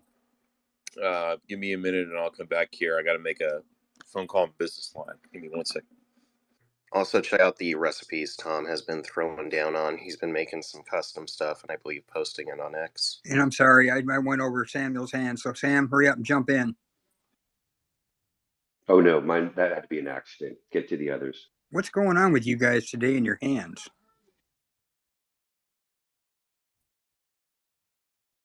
Angry Pop. Guys, I'm just going to do a kind of reminder to learn your state constitutions. Don't give in to federalist authority and don't give in to globalist regimes trying to override and overrule our nation. So learn your state constitutions. We've got 51 constitutions in this country, and we all must learn them and preserve them for our generations. On that note, I will bid you all a farewell for the day. Talk to you later. Thanks. Later, Angry Pop. Thanks for stopping up. Rob Trickle, you're up, buddy. Thanks for hosting the space. Hoping everybody's having a good Friday. I just wanted to chime in on the 60s cartoons, and there were some good 60s cartoons. You know, there was Tom Slick and George of the Jungle. They taught good stuff to kids, but the best cartoons of the time when I grew up, which was late 60s, early 70s, was Schoolhouse Rock and the musicians and talent behind the songs that they made that became engraved in my head. So that's all I got to say. And thank you guys for hosting the space. And don't forget to subscribe on Rumble if you can. Yeah, everybody's got to remember I'm just a bill, right? Did you guys see the DM? Remember we got that permission to play his music? I'm for it, Bishop, but I gave the boring risk analysis answer about the Spotify and the content and all that. But I'm totally cool with it. You want to go for it? No, I'm not going to play a whole song. Just his little letter writing to Trump. We're talking Trump's nephew. How do you say his name? Fagetto? How do you say that, Jack? Fugiato. Fugiato blow? 1 second. You got it.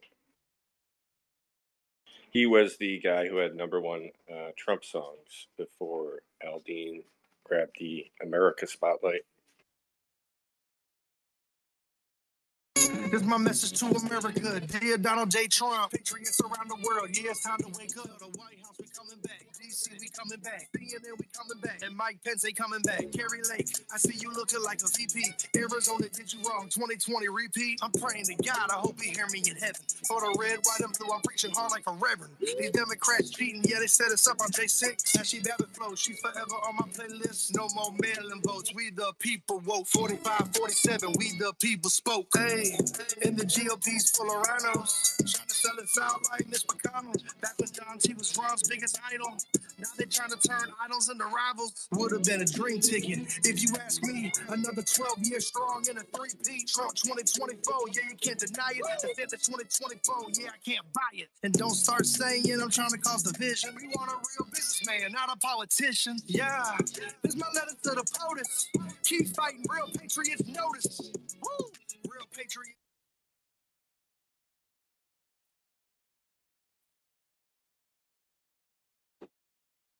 Pence ain't coming back. No, he literally sealed his own fate with one interview. The guy couldn't pull off one interview without being a douchebag.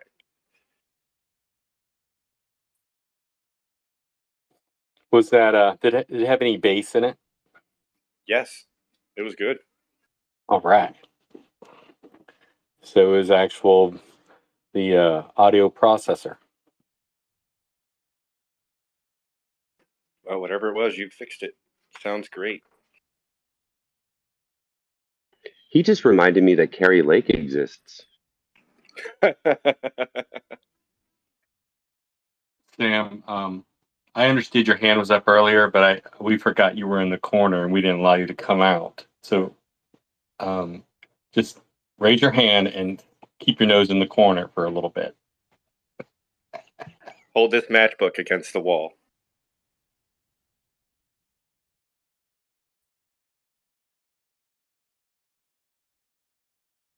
Sorry, Tap, you're going to say something?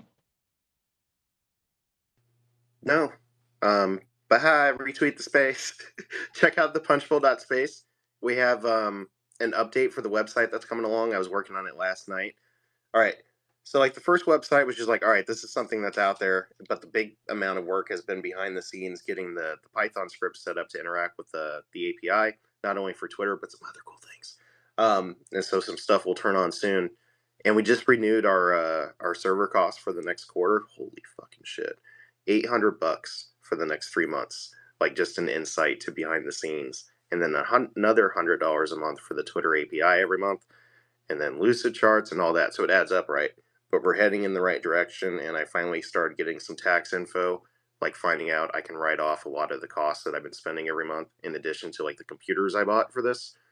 So that's nice. And I just had my mid-year review, and I'm freaking crushing it. And Punchbowl's going well. And I'm just really optimistic this Friday.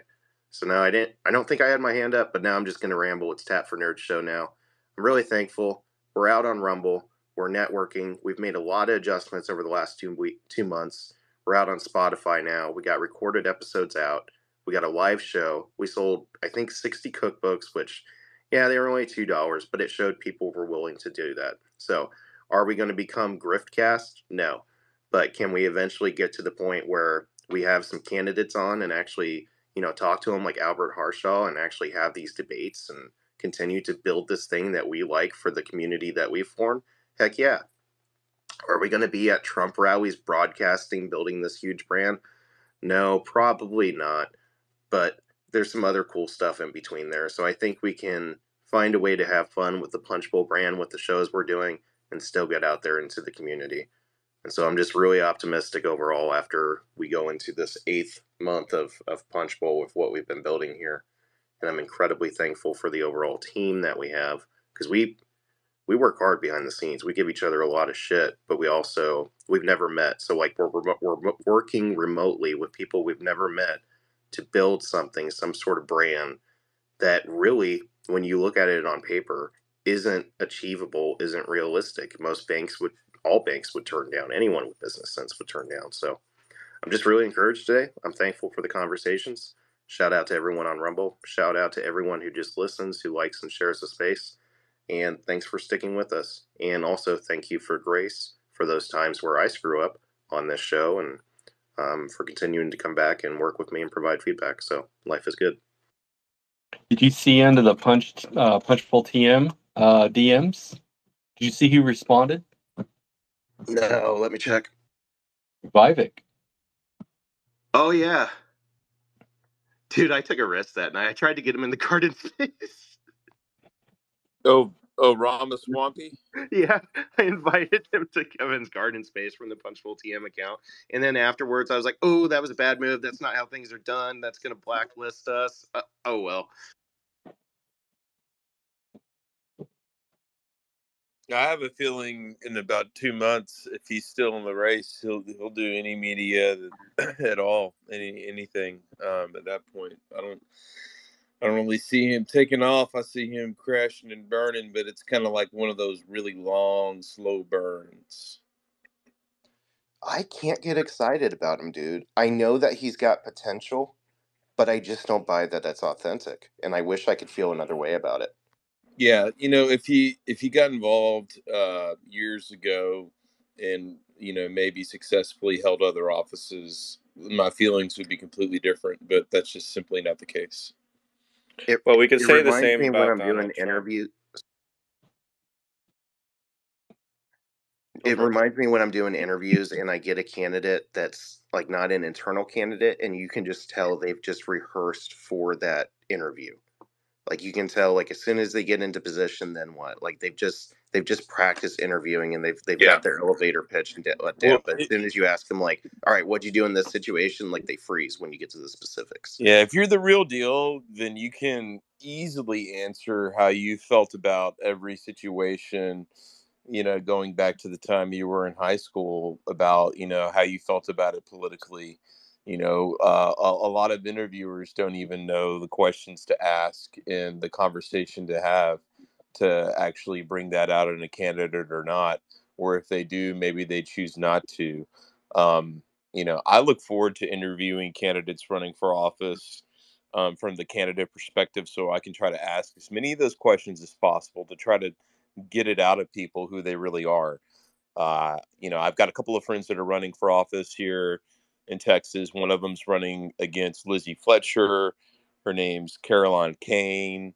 And I think I'll probably be able to get her into some Twitter spaces before it's all over with. And maybe we can kind of go through that with her because she's been a hardcore Republican since the 80s. And she's just a real estate agent in Houston. I want to say she's probably mid 50s. She's got kids. She's married. She's just like the most typical, working mother you can possibly come across. Just a nice person that's incredibly fed up with what's going on, but she can point to all of her experience in the party and everything that she's done. So she doesn't come off as a Johnny come lately, and it's nice to see candidates like that.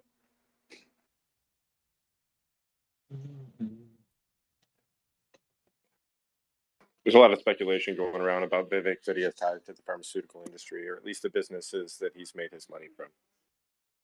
He's a rich kid. Here's what I've found out about him that I think helps you understand because he plays the sort of like immigrant, brown skin game pretty well, but he is from the upper caste, right? In India. His parents are overly educated, seriously professional people.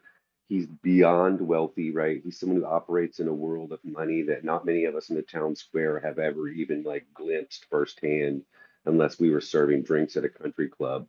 And he's the kind of person I've learned to like worry about because I caught him in, I guess, crypto lawyer space the other night, or someone had him on stage. It was Grant Cardone, and he is just blowing smoke left and right. And these beautiful sentences, and he uses lovely rhetoric, and he's a smart feller, but he never says anything. And I'm kind of with Slocum. Like at this point, he seems mildly like I don't understand what he's doing or what his end game is because I'd rather vote for Albert. I 100% would vote for Albert, but I do want to pick Vivek's brain and see what his platform is, what he's standing on, what he stands for, and who's his contributors, stuff like that. I think I know what he's doing. I really do. I think he is stumping for Trump. I think he's looking at bringing in a new audience of voters for Trump, and maybe he's trying to buck for a VP slot. I don't know. Maybe. Well, some of his policies go against Trump's policies, like the Pacific trade deal. There's quite a few things that kind of butt up against what Trump has done, but Vivek has masterfully tried to co-opt the Trump movement to grow his own movement, right? And I think Vivek is just like an onion, and you got to peel back all the layers. And when you get to the middle of it, you're not going to like what you see. And I think people are finally coming to that conclusion. DC Drano tweeted about it earlier. I saw Gerdusky tweeted about this. I don't know, several weeks ago. I only had one positive tweet about Vivek once when he made a statement about something, and I went back and looked at it again, and I said, you know what, I don't really agree with that anymore. I actually deleted it about 2 weeks ago, and I just I can't get behind the guy. I am interested in learning more. I would love to interview him because there's a lot of questions I have for him, and I don't think he'll answer them. And that's what happens when you go down the deep road of trying to figure out who someone really is. Like, hey, Vivek, when was the first time you ever registered to vote, and when did you vote, and who did you vote for, and why? And be honest with me. Don't lie to me. And oh, by the way, Vivek, like, hey, when you got out of college, did you ever do any work with any political party at all? How is it that you're running as a Republican and you've never associated yourself with the GOP? Can you explain why you just showed up out of nowhere here? Because we've all been working here for a very long time to achieve the same common goal. But when people show up new on the scene and they don't want to run for any other office besides president, and it's tied to fundraising and PR, that tends to put yourself in a different category if you don't have a history with the parties, aka you've never even really donated to either party. At least Trump had a history of donating to the parties and working with the politicians. Even though he hadn't held office, there was at least that. And there was at least him making lots of public statements about various things, whether it was the war in Iraq, etc. There was some kind of record there. It wasn't the best, it wasn't the most transparent, but there was something there. With Vivek, there's nothing there. And so, dude, you're running for president. Okay. Like, and your name isn't Donald Trump, by the way, so you just don't have this history, this business history, right, of 30 years to be judged on either. So to me, it's really hard to take people like that serious running for president. Now if it was Congress, totally different situation. But I want to know if this guy is serious about all these things. Why wouldn't he run for Senate or Congress if you're really serious, if you actually care? And if it's worth your time to run for president, it should be worth your time to run for Congress, in my opinion. For most people, it really should be. At this point in time in his career and his life, being the age that he is, it makes a lot more sense for him to do that. You just pick up a history book and read it, right? I mean, look at all the people that have ever run our country. To me, it's just more fitting. It's just more fitting. I mean, that only at the birth of our country did we really have people step up like that, and they were asked to, and they were put in that position for different reasons. It's not like they just randomly showed up out of nowhere. So when you have somebody like him randomly show up out of nowhere, and then you go through the history, and then there's the lack of his positions, and especially his ties to the Soros family. There's so many things that are so ultra concerning about this person, and that the fact that they would show up and run in our party. I'm more concerned about this person actually pulling our party to the left or into a different direction, perhaps. Maybe not even the left, but just to a different direction So on you issues would, so we're you're worried saying about. you're saying you wouldn't agree with if Trump used him to put him in the cabinet as a secretary of anything?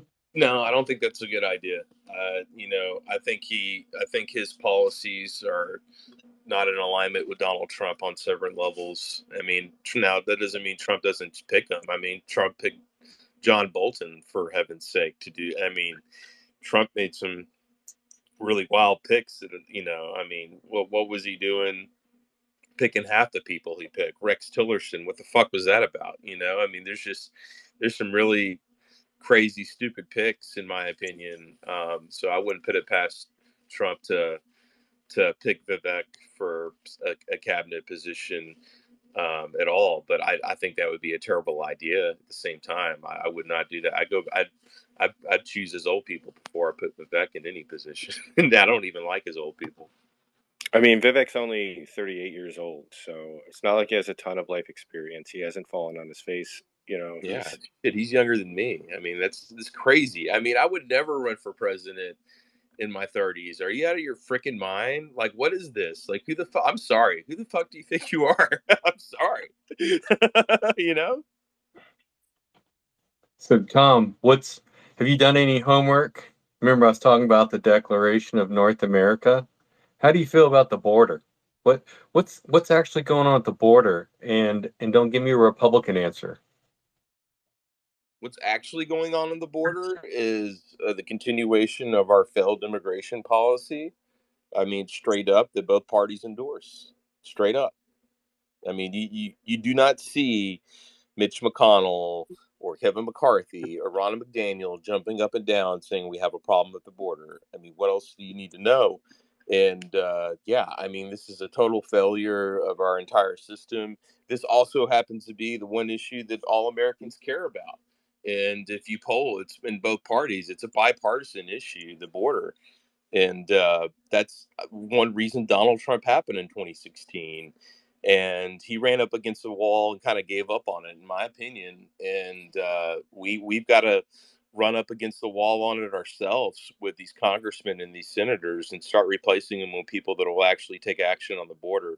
Right now, very, very few of them will. And you can go look at these votes that have come in over the past year. I will say that the House, like, thanks to Matt Gaetz, I think the House is going to be run a little bit better, and we'll actually get up and down votes on issues that we care about. That way we can hold these people accountable. That's what the whole aim of this, last go around was with the House. But, it's really hard to get results out of this Congress on immigration, or for any Congress for that matter. And the things that Greg Abbott has done with the floating barrier, I mean, he's pulling every little thing he can, basically, whether it's very useful or not, to point out how bad the problem is Greg Abbott, able to solve the problem? No. Would any governor be able to solve the problem? I don't know. Like Don Huffines talks a big game too, but the reality is you can only do so much. So I'm more interested to see if we're able to hold on to Ken Paxton, because he was one of the biggest defenders of immigration and border security, suing the Biden administration. I know people have their problems with him, but look at how many lawsuits he's filed. He's arguably the most conservative statewide elected we have in the state, Well, fighting the Tom. hardest. Well, Tom. So the WhiteHouse.gov is a website that common folk and we'll just say elected officials can go on and see exactly what's happening at the border. That's why I keep saying the Declaration of North America, because here's the problem. Republicans are citing rage. I'm Republican, but our elected officials are saying, fix our damn borders, fix our damn borders. Well, why don't they come out and say, Biden is sanctioning a refugee program? This is not right, people. Why is that not being visible? A humanitarian refugee and immigration program by handshake by the president of Mexico and Trudeau Castro, right? So the New York issue with all these photos we're seeing where people are 4 rows deep, uh, assholes and elbows deep. What's going to be the end game there?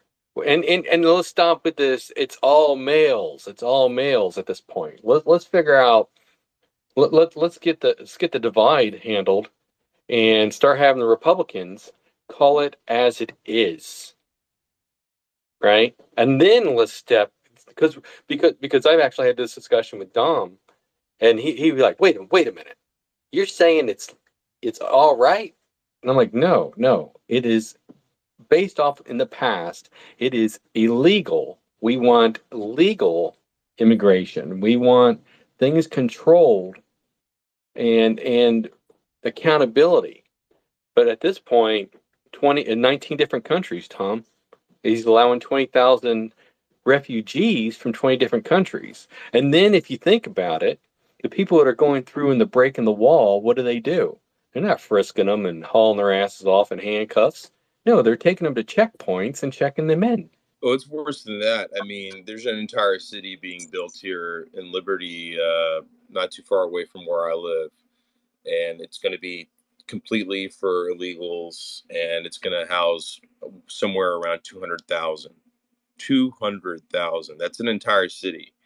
It's a barrio. It's being built by developers that I'm sure are friends with the governor, and it's so these new barrios, newly built barrios. I mean, South Park needs to do an episode on this, but it is, it's too much and so on one hand, the governor's putting up the old buoys in the river that he knows that the feds are going to come after him and make them remove, right? That's why I've always been a proponent of opening up as many alligator farms as we can on the Rio Listen, Grande. listen, if you don't realize what that is, that's for safe passage. They don't want people drowning. You don't Yeah, get it. You're not following it, right. Tom. Tom, I think your hat's on a little tight. Take it off and set it on the chair beside you. Yeah, and so a lot of these drownings upriver, bodies coming down the river, it's like a catch net. It's just catching these bodies, unfortunately. So, and then it looks like somebody died trying to swim in. The truth is that you could actually swim underneath these things if you're a skilled swimmer. They're actually a joke. I said as soon as the governor put him in the water, I made fun of him on the radio in Houston. I was like, so how hard is it to swim underneath these things? Like, do you think people can hold their breath and throw their backpack over the top? Is that possible, or is this too much to ask for somebody to just walk 3,000 miles? Tom, you seen those? You seen the videos where the people are at the concertina wire, and then Yeah. you see soldiers cutting it and letting them come through. Yeah, that's unfortunate. I mean, listen, yeah, I described it on the radio here is basically Abbott has funneled everyone to the legal points of entry. So all he's done is organized the chaos a little bit more so they can get people into the country through the system, and try to know who's coming in and who's not. And so the people that run through the border and just come over without going through the port, the ones that come through 100% illegal, they don't even stop to talk to the border patrol. Those are the ones that we really have to worry about, because those are the ones that are doing the excessive human smuggling, bringing the drugs, um, and coyotes, cartel controlled, etc. And so Abbott thinks in his mind that if he controls all of that, well, then he's doing his job. And we're like, well, actually, it's way worse than that, dude. We got to cut off the immigration completely because we're full. And so there's different levels of where your Republican official in Texas falls on this. But a lot of them, like Abbott and George W. Bush and all the old school, even Rick Perry, all of these guys, they want to turn off the illegal, super illegal immigration if they could.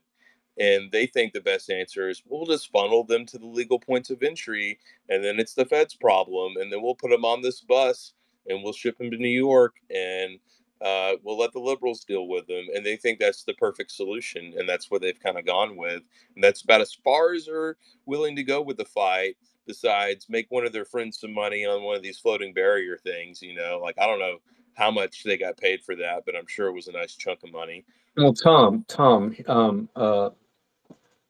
Abbott's not chartering them buses. Those buses are chartered well before the border. So what I'm saying is he's just playing along, man. Yeah, I mean he's playing along, definitely, right? I mean, but he's playing both sides of the coin too. He has to, for PR reasons. So he takes every opportunity that he does for his funneling campaign, whether it's barbed wire or the floating barrier or people in boats with AR-15 or M16s, whatever it is. Right. He takes all of those opportunities to project that he's strong on the border when really it's just a massive funneling operation we're not really restricting the amount of people that are coming over the border at all. We're just forcing them to go to legal points of entry. And so because of that, where the overall effect, the net effect is not, positive. It's actually, I mean, the only positive net effect that you're having is maybe you're catching a few more criminals because they're having to go through the system, or you're having more National Guard or DPS there. So when people do run across the border, because they do it every day, you can pull them in, check them, run them through customs, and make sure they're not career criminals. And if they are, they get handled differently. So having more actual men on the border to catch the people that run across is a good thing. Abbott should get credit for that, but you have to stop giving him credit at a certain point, because all he's doing for the most part is funneling these people, like I said, and a lot of the people that are catch and release by DPS, etc. None of them are getting deported really, and so the net, like I said, a slight positive effect, but not what you would expect from a Republican governor that is supposed to be strong on the border, that is a Donald Trump supporter, and as well as the lieutenant governor. Same situation for Dan Patrick. I'm on his radio station, by the way. He fights a little bit harder, but you can only do so much. It's your hands are tied, and that's why people are pissed off in Texas. And a lot of them just say, "The hell with this. We just need to leave the union because our federal government is screwing us over, and they're going to bankrupt the state by flooding us with illegal immigrants." And the little town that they're building, Little Mexico over here, with 200,000 people in it, this is unacceptable. And someone's going to win office in Texas running against that. And someone's going to win office eventually. One of two things are going to happen. Either we're going to deport a bunch of illegal immigrants, or there's going to be some crazy wild shit that goes down one day. And I'm not going to talk about that, but we're going to have to make some changes here, and because this is unacceptable. You cannot sustain this. We will bankrupt ourselves. We will bankrupt the state of Texas. So we know New York, Steve. We know a few other New Yorkers. We need to probably set up an account and a way to donate winter coats. Where in the hell are they going to put all them folks at 32 degrees and below? Will there not be any NFL? Will there not be any college sports because they'll have them in their arenas? I mean, what in the hell? Jeff. So New York City's lost 12% of its population since COVID. Over 9 million people leave the country every year. They're expecting a maximum of 7 million immigrants coming from the southern border. We're still losing people. New York is making room for all those illegals, right? The difference is these people won't be generating any tax revenue for the state. They're just a tax expense. They're just an expense, right? New York's going to be bankrupt quicker than Texas, but it's very unfortunate, and I don't know what it's going to take for the Democrat Party to come around on immigration. They'll bail themselves out at the federal level. They'll say, "Oh, well, New York, we had to spend all this money on immigrants, and so we need the federal government to write us a check for $20 billion just to make things right, so we can go on down the road. Instead of changing the policy, let's just tax everybody more."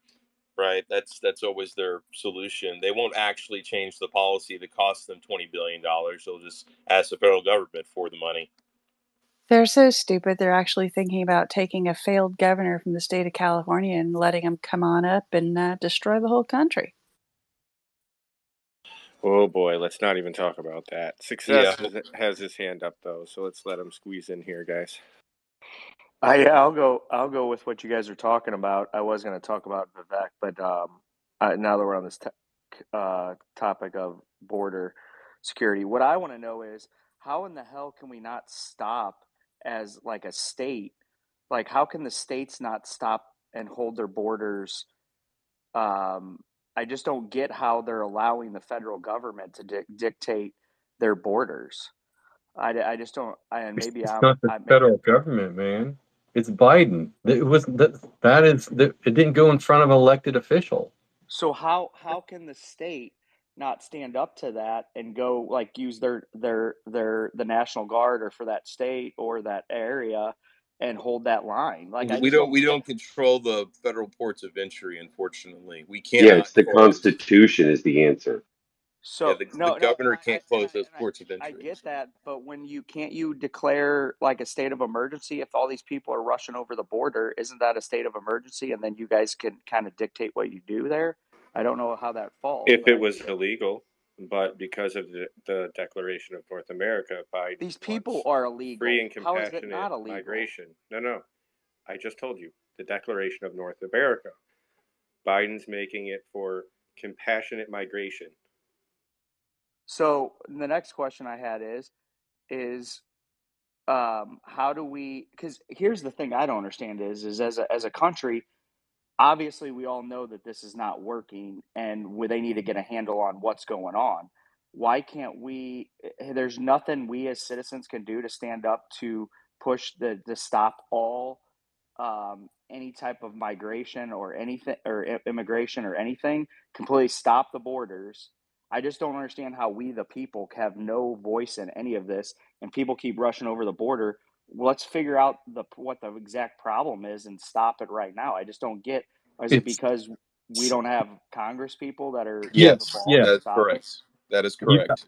you've got the Republicans saying it's an invasion, and then you got the Democrats staying absolutely quiet. You've got Mayorkas acting all smug and saying he's doing his job. He's doing his job. He is literally doing his job. So every question from the Republicans makes him look like this piece of shit. He's not. He's not even doing his job. Well, Yeah, he can't that's even the answer divide. questions, Bishop. When they ask him, he doesn't even answer the questions that they ask Roger. him. Right, right, because he has no answer for them.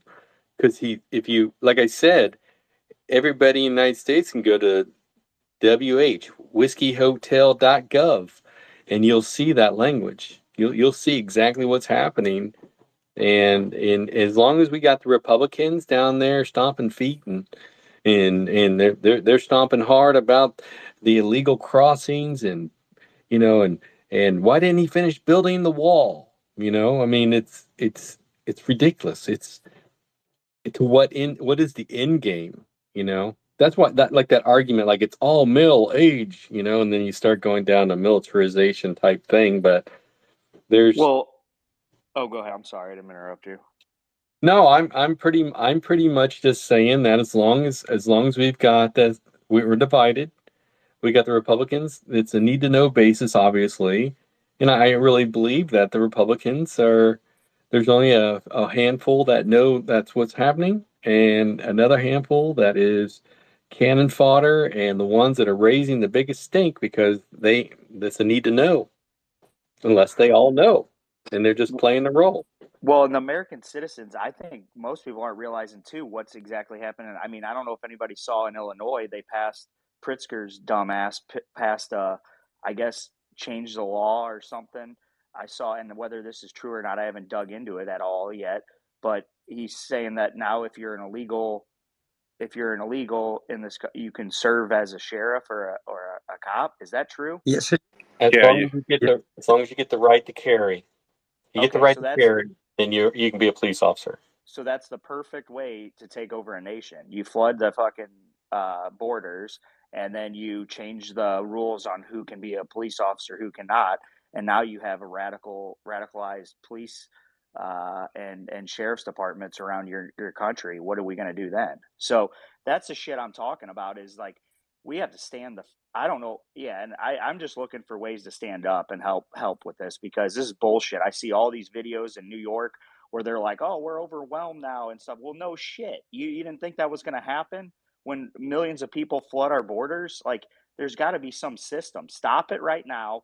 Figure it out, and then you can open it back up. But until then, I guess we're just going to sit here and just allow this shit to happen as American citizens, and it pisses me off. Like, I'm all for people coming to our country, decent human beings coming to our country and prospering. Yeah, that's not a problem of mine. What my problem is we don't know who the hell these people are. They're coming across their border, and we have a lot of other things going around in the world that who knows who could be trying to influence something to try to destroy us within. And people like take that as a joke, like it's not happening.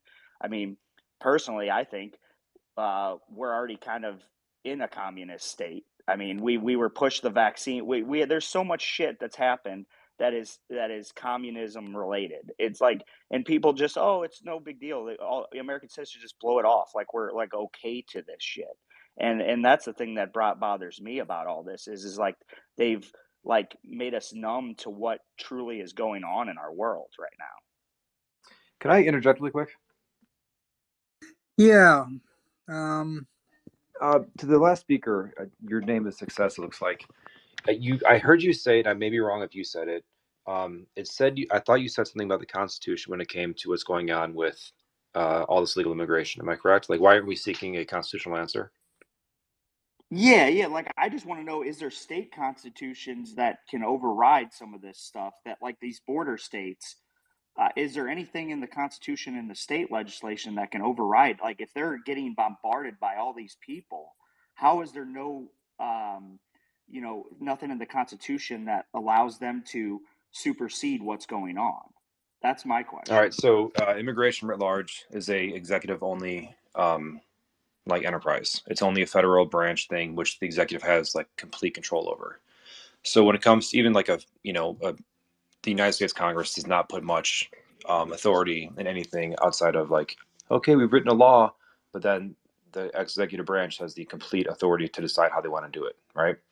So this is what I try to tell people is, even though this is all obviously illegal immigration, it's actually legal because you can come to the border and then they say like, okay, well, to come in the country, you have to pass inspection, right?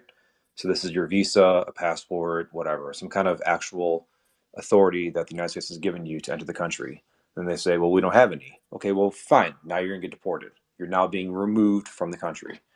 And then they say, but if I go back home, they're gonna kill me. And you've now declared asylum. So now you've entered the country via a legal process. It's complete bullshit. It's a complete fucking workaround, right? So, and what percent of those asylum claims have they proven I are don't care, faulty? 0. They're not genuine, and I don't care about the 5 people that are. I'll count them 0 as well. So when it comes to state constitutions, there absolutely could be things done. First off, however, that would take power, and that would take then a confrontation eventually with the government, because you've seen leftist states do shit which violates federal law, and then you see federal like response is nothing, right? So they could do shit if they wanted to. It's just now, do they want to escalate the federal government to confronting them in either a physical or court battle? And then that's when it gets interesting, right? So why aren't any states doing it? Because I don't think any of them want to.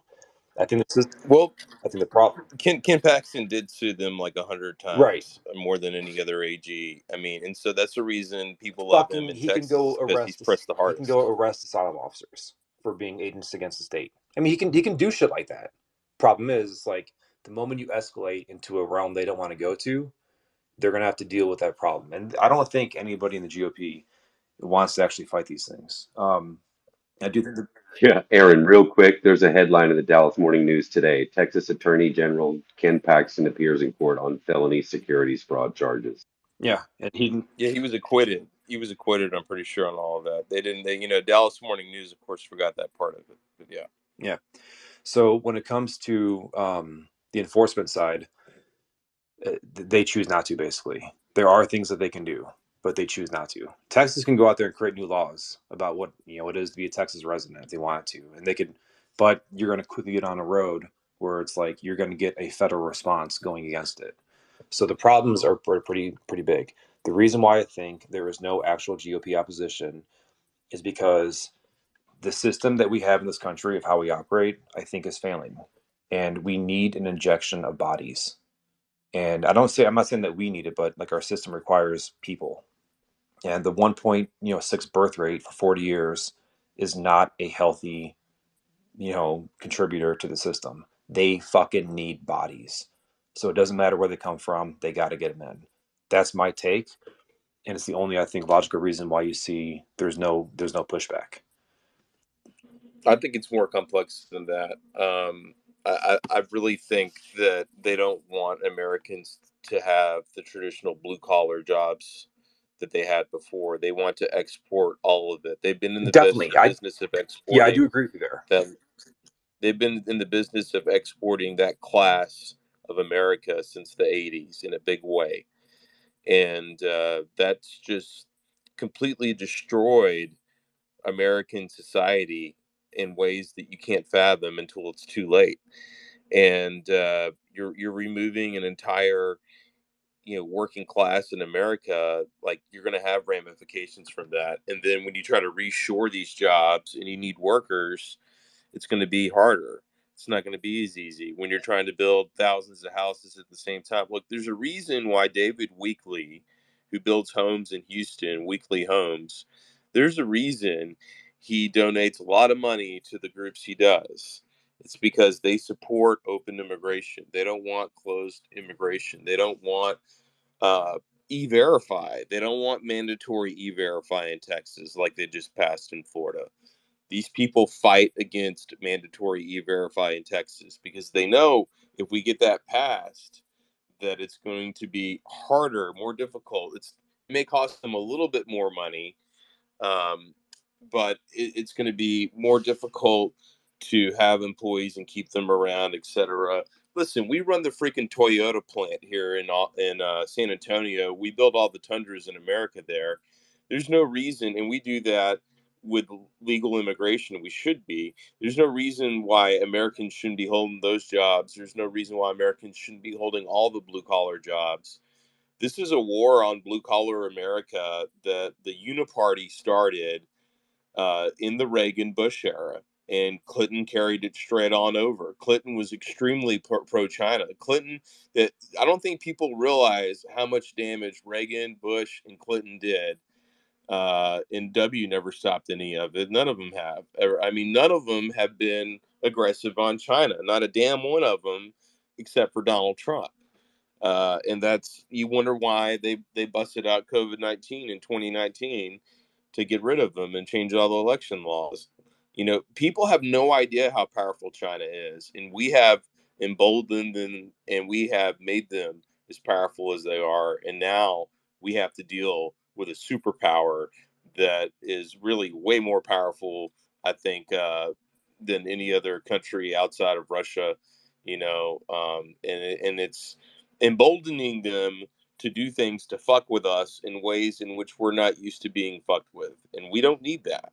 We don't need this headache all the time. We have to be self-sufficient. We can't sell our own country out to foreign workers.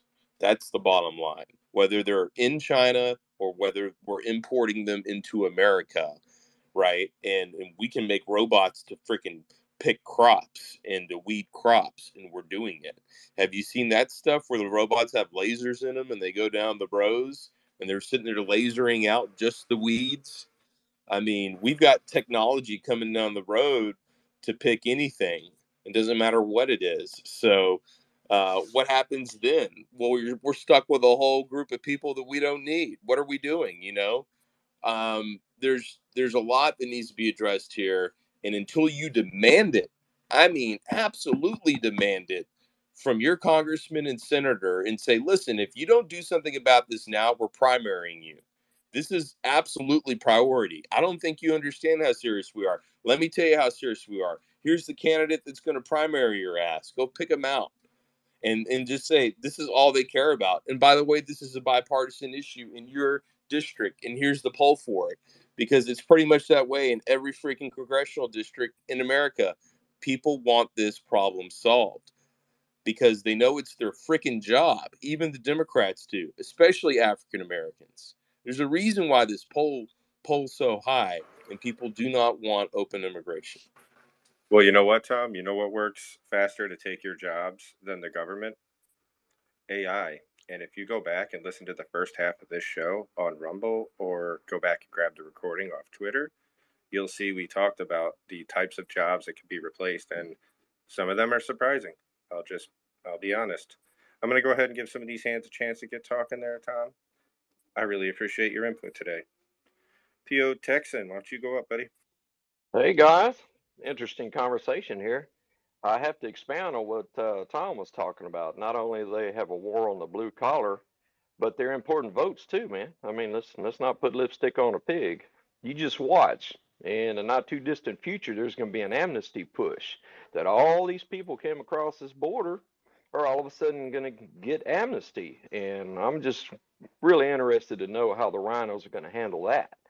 See, I know people who actually ran the Moody Ranch down there on the border, and I've been at the bunkhouse, and I have seen the illegals. Now, this was years ago, granted. That's where they filmed Lonesome Dove, the movie, and uh, I've seen these people and talking. They said, "No." Well, I said, "What do you do about it? You shoot in front of them, make them turn around?" He goes, "Nope. You leave them alone because cartel members will come across, and you'll end up with a toe tag." They said, "You just let it happen because cartel is too big." And that was then. You can't imagine what it's like right now, but you just watch. There's going to be an amnesty push, and all these illegals are going to get the right to vote. And then look at these states that are passing ID laws to vote. Well, hell, you got states right now issuing driver's license to these people. And is there illegal immigrant stamped across the face of it? No. As far as the people checking them in to go vote, well, it's okay for them to vote. So, yeah, they're just important votes, people. Can I just again interject? I kind of want to go in order because we're getting towards the end of the day. We only have 17 minutes left. I'll drop. Just hang out there. No, you can hang out. You'll probably get to you, no problem. It's just I want to make sure these guys get to speak. They've been waiting a while. Ratchet, go for it, bud. Hey, yeah, as they give them their driver's license, they register them to vote Democrat. But the border, okay, so there is a state of emergency for the border since 2018, and Joe Biden keeps extending it. Why? Well, you have to believe in the plan to know why. In November 22, Abbott declared an invasion in Texas, but he did nothing about it, supposedly. But now we're at war with the cartels. The feds are coming and trying to let people over the border. Abbott supposedly is stopping them at the border, but for some reason, he's letting the feds win. I think it's terrible, but we have declared an invasion, which also declares our government treasonous for not protecting us. And it gives us the right to use our own military, and it gives us the right to collude with our neighboring states to help protect us. There's a lot of shit going on. And if it's not, then this is the biggest clown world I've ever lived in.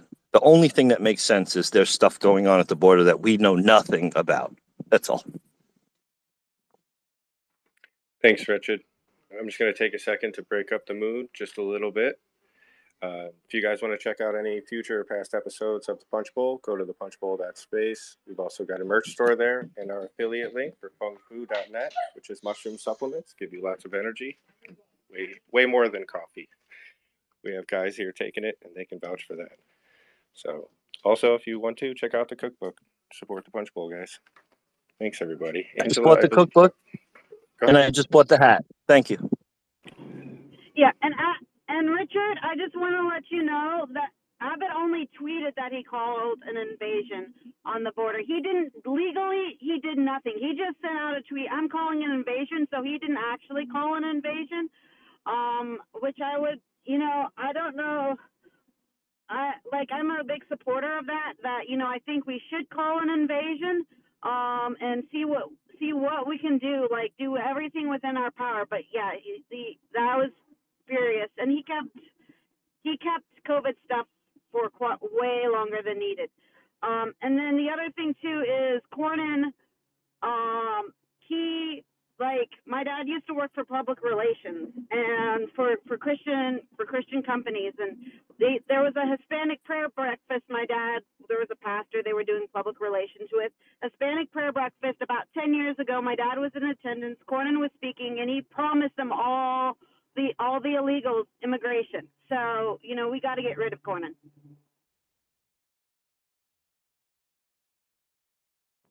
I'm done. That's my rant. I'll drop the sauce, but I saw the memo where he declared the invasion.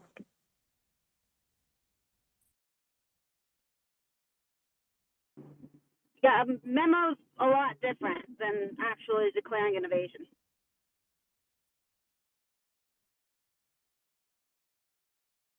Does he need to take an ad out in the paper or something? I mean, what does he need to do? November 2022, Greg Abbott tweeted last week that he was invoking the invasion clauses of the U.S. and state constitutions in response to a high number of immigrants coming into the country illegally across the Texas-Mexico border. That's what happens when you look it up. Just saying. I'm not saying there's not more details or that maybe something wasn't full-blown, but this is what's being reported when you look into it. I'm going to let Tom go, seeing as how he's from Texas.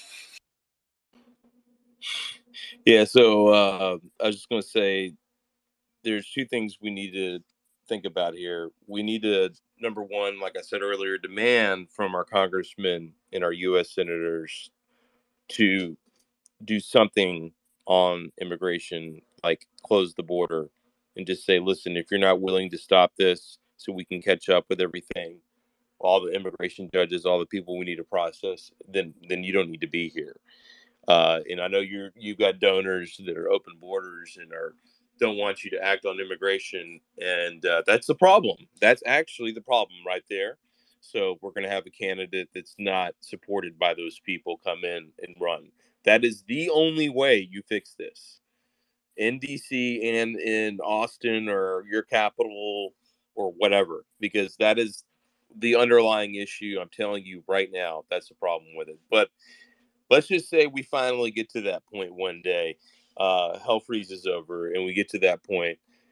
Then we actually have to think about all these countries where these people were coming from and why they were coming from there, and think long and hard at how we can perhaps help fix their country. And who knows, maybe we benefit in the process. And the only reason I say that is because we've spent billions of dollars, $100 billion over there in Ukraine for what? To fight the Russians? For heaven's sake, if you spent a fraction of that in some of these other countries to try to turn things around, you could actually help turn off the spigot of people that are fighting to get into here. And you could actually, through negotiations, make all these people claim asylum in Mexico, the closest country. They're supposed to go to the closest country. Well, it's Mexico or Guatemala or whatever. It's not America, right? And so if we actually worked good trade partnerships deals with Mexico and Central America, and just said, hey, here's our policy on this. Now, here's going to be our trade policy on that. And oh, by the way, we're against the cartel. So if you're in the Mexican government and you're associated with the cartel, we're not going to do business with you, and we have to figure out ways to be diplomatic, but go after the cartel in Mexico without marching in there with machine guns to mow people down. But that needs to happen. And there's going to be ramifications from turning off all this. Because just like P.O. Texan said down here, all that shit's run by the cartel. You have to realize we're fighting the cartel. That this is a war against the cartel. That's what all this shit is, really. Okay? And until you figure out a good game plan to fight the cartel and win, you're not going to win. But that's actually what's going on here. This is a fight against the freaking cartel, 1,000%. And so when you turn off all that immigration and you piss off the cartel, it's going to get bad because you're turning off a huge stream of money for them. They're going to go around killing people. Hell, they may come looking for you if you were the congressman that voted for it. All right? You got to start electing people with balls that are willing to stand up against these cartel members and cartel agencies that are ruining our country. Hey, Tom, just Google Biden meets with 20 countries. Okay. And there's 19 countries standing behind him in a public forum where he tells you he's receiving 20,000 refugees from these countries. So, I mean, it's right in front of you. Yeah. It's got to end. I mean, this is the most corrupt thing I've ever seen. The cartel has got a position in the government through corporations, through the lobbyists over here. They're in alignment with this open borders because they benefit off of it. American corporations benefit off of it.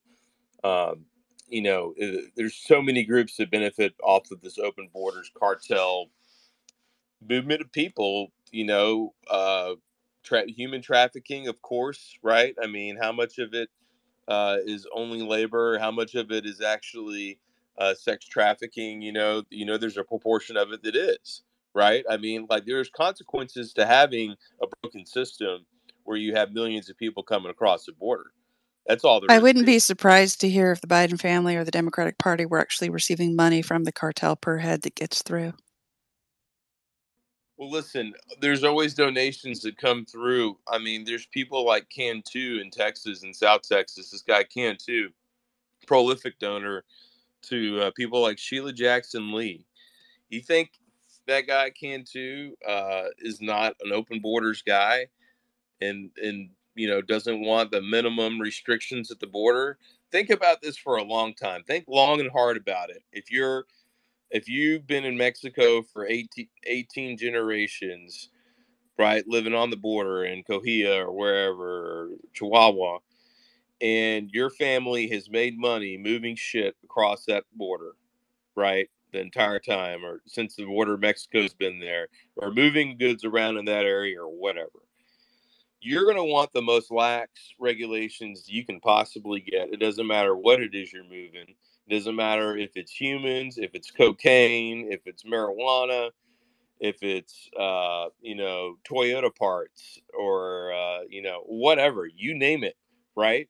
And so you're going to want to lobby America to leave that border very open so you can get all of your shit over it whenever you want to, however you want to. And when you start thinking of it that way, put yourself in the shoes of a Mexican family that's been there forever and think how they would want things to operate for them to make the most money. Then you can start thinking, okay, well, this is how the cartel family started over here in this area. And this is the history. This is how all of these things come together and work and produce a situation where all of these people want an open border in Mexico. And then the other people that live just on the other side of it, yeah, there's people that benefit from that too in business. And there's people that benefit uh, further up the chain all the way. And all of those people are going to lobby and put their money, their American dollars. Americans are going to put their American dollars into a political system that keeps that the way it is. And that's actually what's happened here. And it's been happening for, a very, very long time. And they will spend a massive amount of money to keep this border wide open. The last thing they want are heavy restrictions and more inspections and just choking the amount of stuff that can come into America. They want it completely wide open, despite the fact the cartel runs the Mexican government. We know this for a fact. We know the cartel is way deep into the Mexican government, right? Why are we doing any business with them? We should completely just cut them all off, in my opinion, until they get all that cleaned up. Like, there's so many things we could do diplomatically with Mexico if we actually had some people, Congress with balls and a president with balls. We could really get stuff done and clean it up. But because we don't, we have this terrible third world country down there that has, propagated this policy, just like I explained, and that's where we are now. And so until you start figuring out that's how big the power structure is, it's basically all of Mexico, northern Mexico, and a lot of different factions of Mexico itself that want that border open and realize what you're up against, and all the politicians that are all controlled by the cartel, everybody in Mexico, that's what you're fighting right there. And this is a huge struggle, and it's a struggle that America's been losing, America versus Mexico. Thanks, Think Tom. about all the money that's going John, across. no, it's John Fisher's up, buddy. Sorry. He always gets skipped over. He makes it a point to tell me about it. Exactly. Thank you, Jeff. Yeah, the cartels owning and running the Mexican government. Matt Gaetz just recently, there's a video out there of Matt Gaetz ripping apart Alejandro Mayorkas on that issue there and spelling it all out in receipts. So there's that. As far as going into these other countries and fixing what's broke so they don't come here, that sounds good, but we've had a miserable track record with that, starting from Vietnam going into these countries and trying to establish a democracy or a republic within these countries. Texan, you got your mic open, I think. Uh, so yeah, thanks. So yeah, we've gone into these countries, but we have not established their own founding fathers. When you go into these countries, they got to have their own founding fathers to get through the loyalists and the rebels, the Benedict Arnolds, and fight through it and establish their own country and get off of our tit, sucking off of our tit. Excuse me, ladies, for that analogy there. But yeah, we've not been able to do that. We've had a miserable track record. Maybe South Vietnam or South Korea, maybe you can consider that a success. But that's the only one that I see. And I'll drop it there. Thank you. Thanks, John. Miss Positive, I believe you're up. Thank you. I have to agree with Tom 100%. I've got ranch land, 20,000 acres down south. This has been going on since 1960, 70, and you can look right to your grocery store. Let's talk about HEB, Sun Harvest, the growers. It's the drug cartels. Tom is right. The only way we're going to stop this is military. It is like President Trump said, throw a grenade south of the border. He's right, because every mayor is compromised. And this isn't the past 20 years. This is 40, 50 years. I used to watch them. It's called drop and roll. I used to watch them come off the train, and the Border Patrol would take them back. And at night, you could see them just hovering around the trains and around the border lines, and then they take them right back, but they jump through the big ranches. So you act like, and it's who's doing it now? It's United Nations. Kay Granger is part of this. Kay Bailey Hutchison is part of this. Look at what military department they're on. John Cornyn is on this. The WEF is George Bush. George Bush and Abbott both sit on the WEF. So it's very complicated, but what's happening, like you thought, Uvalde, you know why that happened? Those kids don't belong to those kids in that school, to the parents. Those parents are in another country. Those parents belong to the NGOs. That's why they had to run dental scans on them, because they said, which family really owns these kids? Well, it sure wasn't the ones out of Uvalde. Never has been. And this is no secret. All the churches know it. All your growers know it. And it is a filthy, dirty, violent issue that's been going on for decades. And when Greg Abbott was Lieutenant Attorney General, I believe he did close the border for a short while because he's got a bigger Republican voice. But the fact that we're not at our precinct, and the fact that we're not pushing out the rhinos, this isn't going to change. We have 200,000 vacant seats. And with that, from 2008 through 2020, we had close to 400,000. Now we're half of that. And you ask why it's not going to change. Listen to what Matt Gaetz said. He was so frustrated, even said a bad word, which I was shocked.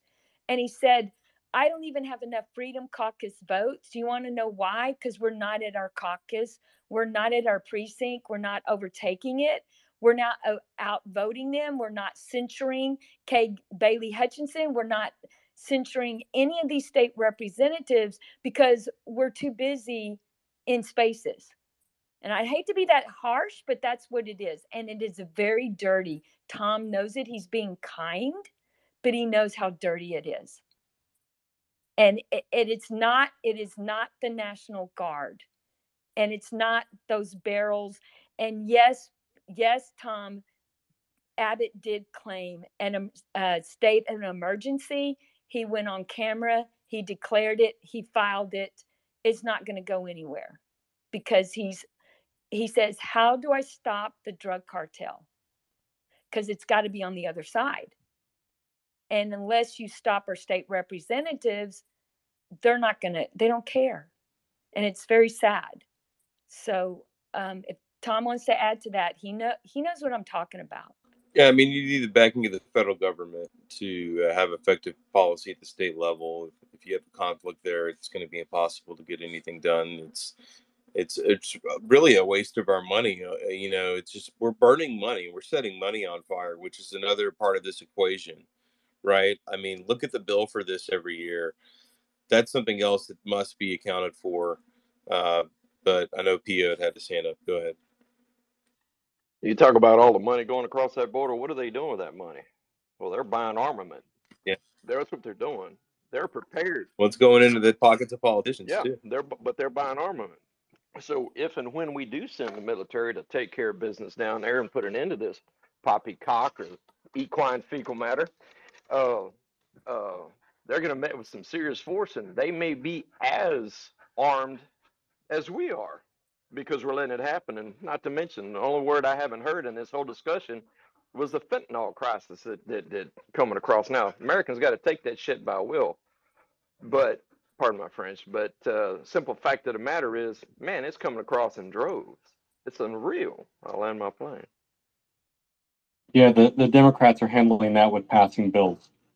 Hey, okay, so we've reached the end of our show. Oh, by the way, fentanyl is on top of the list of those declarations. I'm telling you, look at the Declaration of North America. There's also called something that the UN used, was called the Declaration of New York in 2016, I think it was 2016, that language. And then there's also the Declaration of Los Angeles.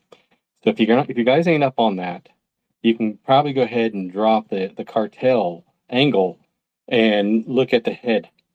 Look at the head of the snake first, because I mean we can talk politics. We can talk the state of Michigan. The politics in Michigan, they're arresting them.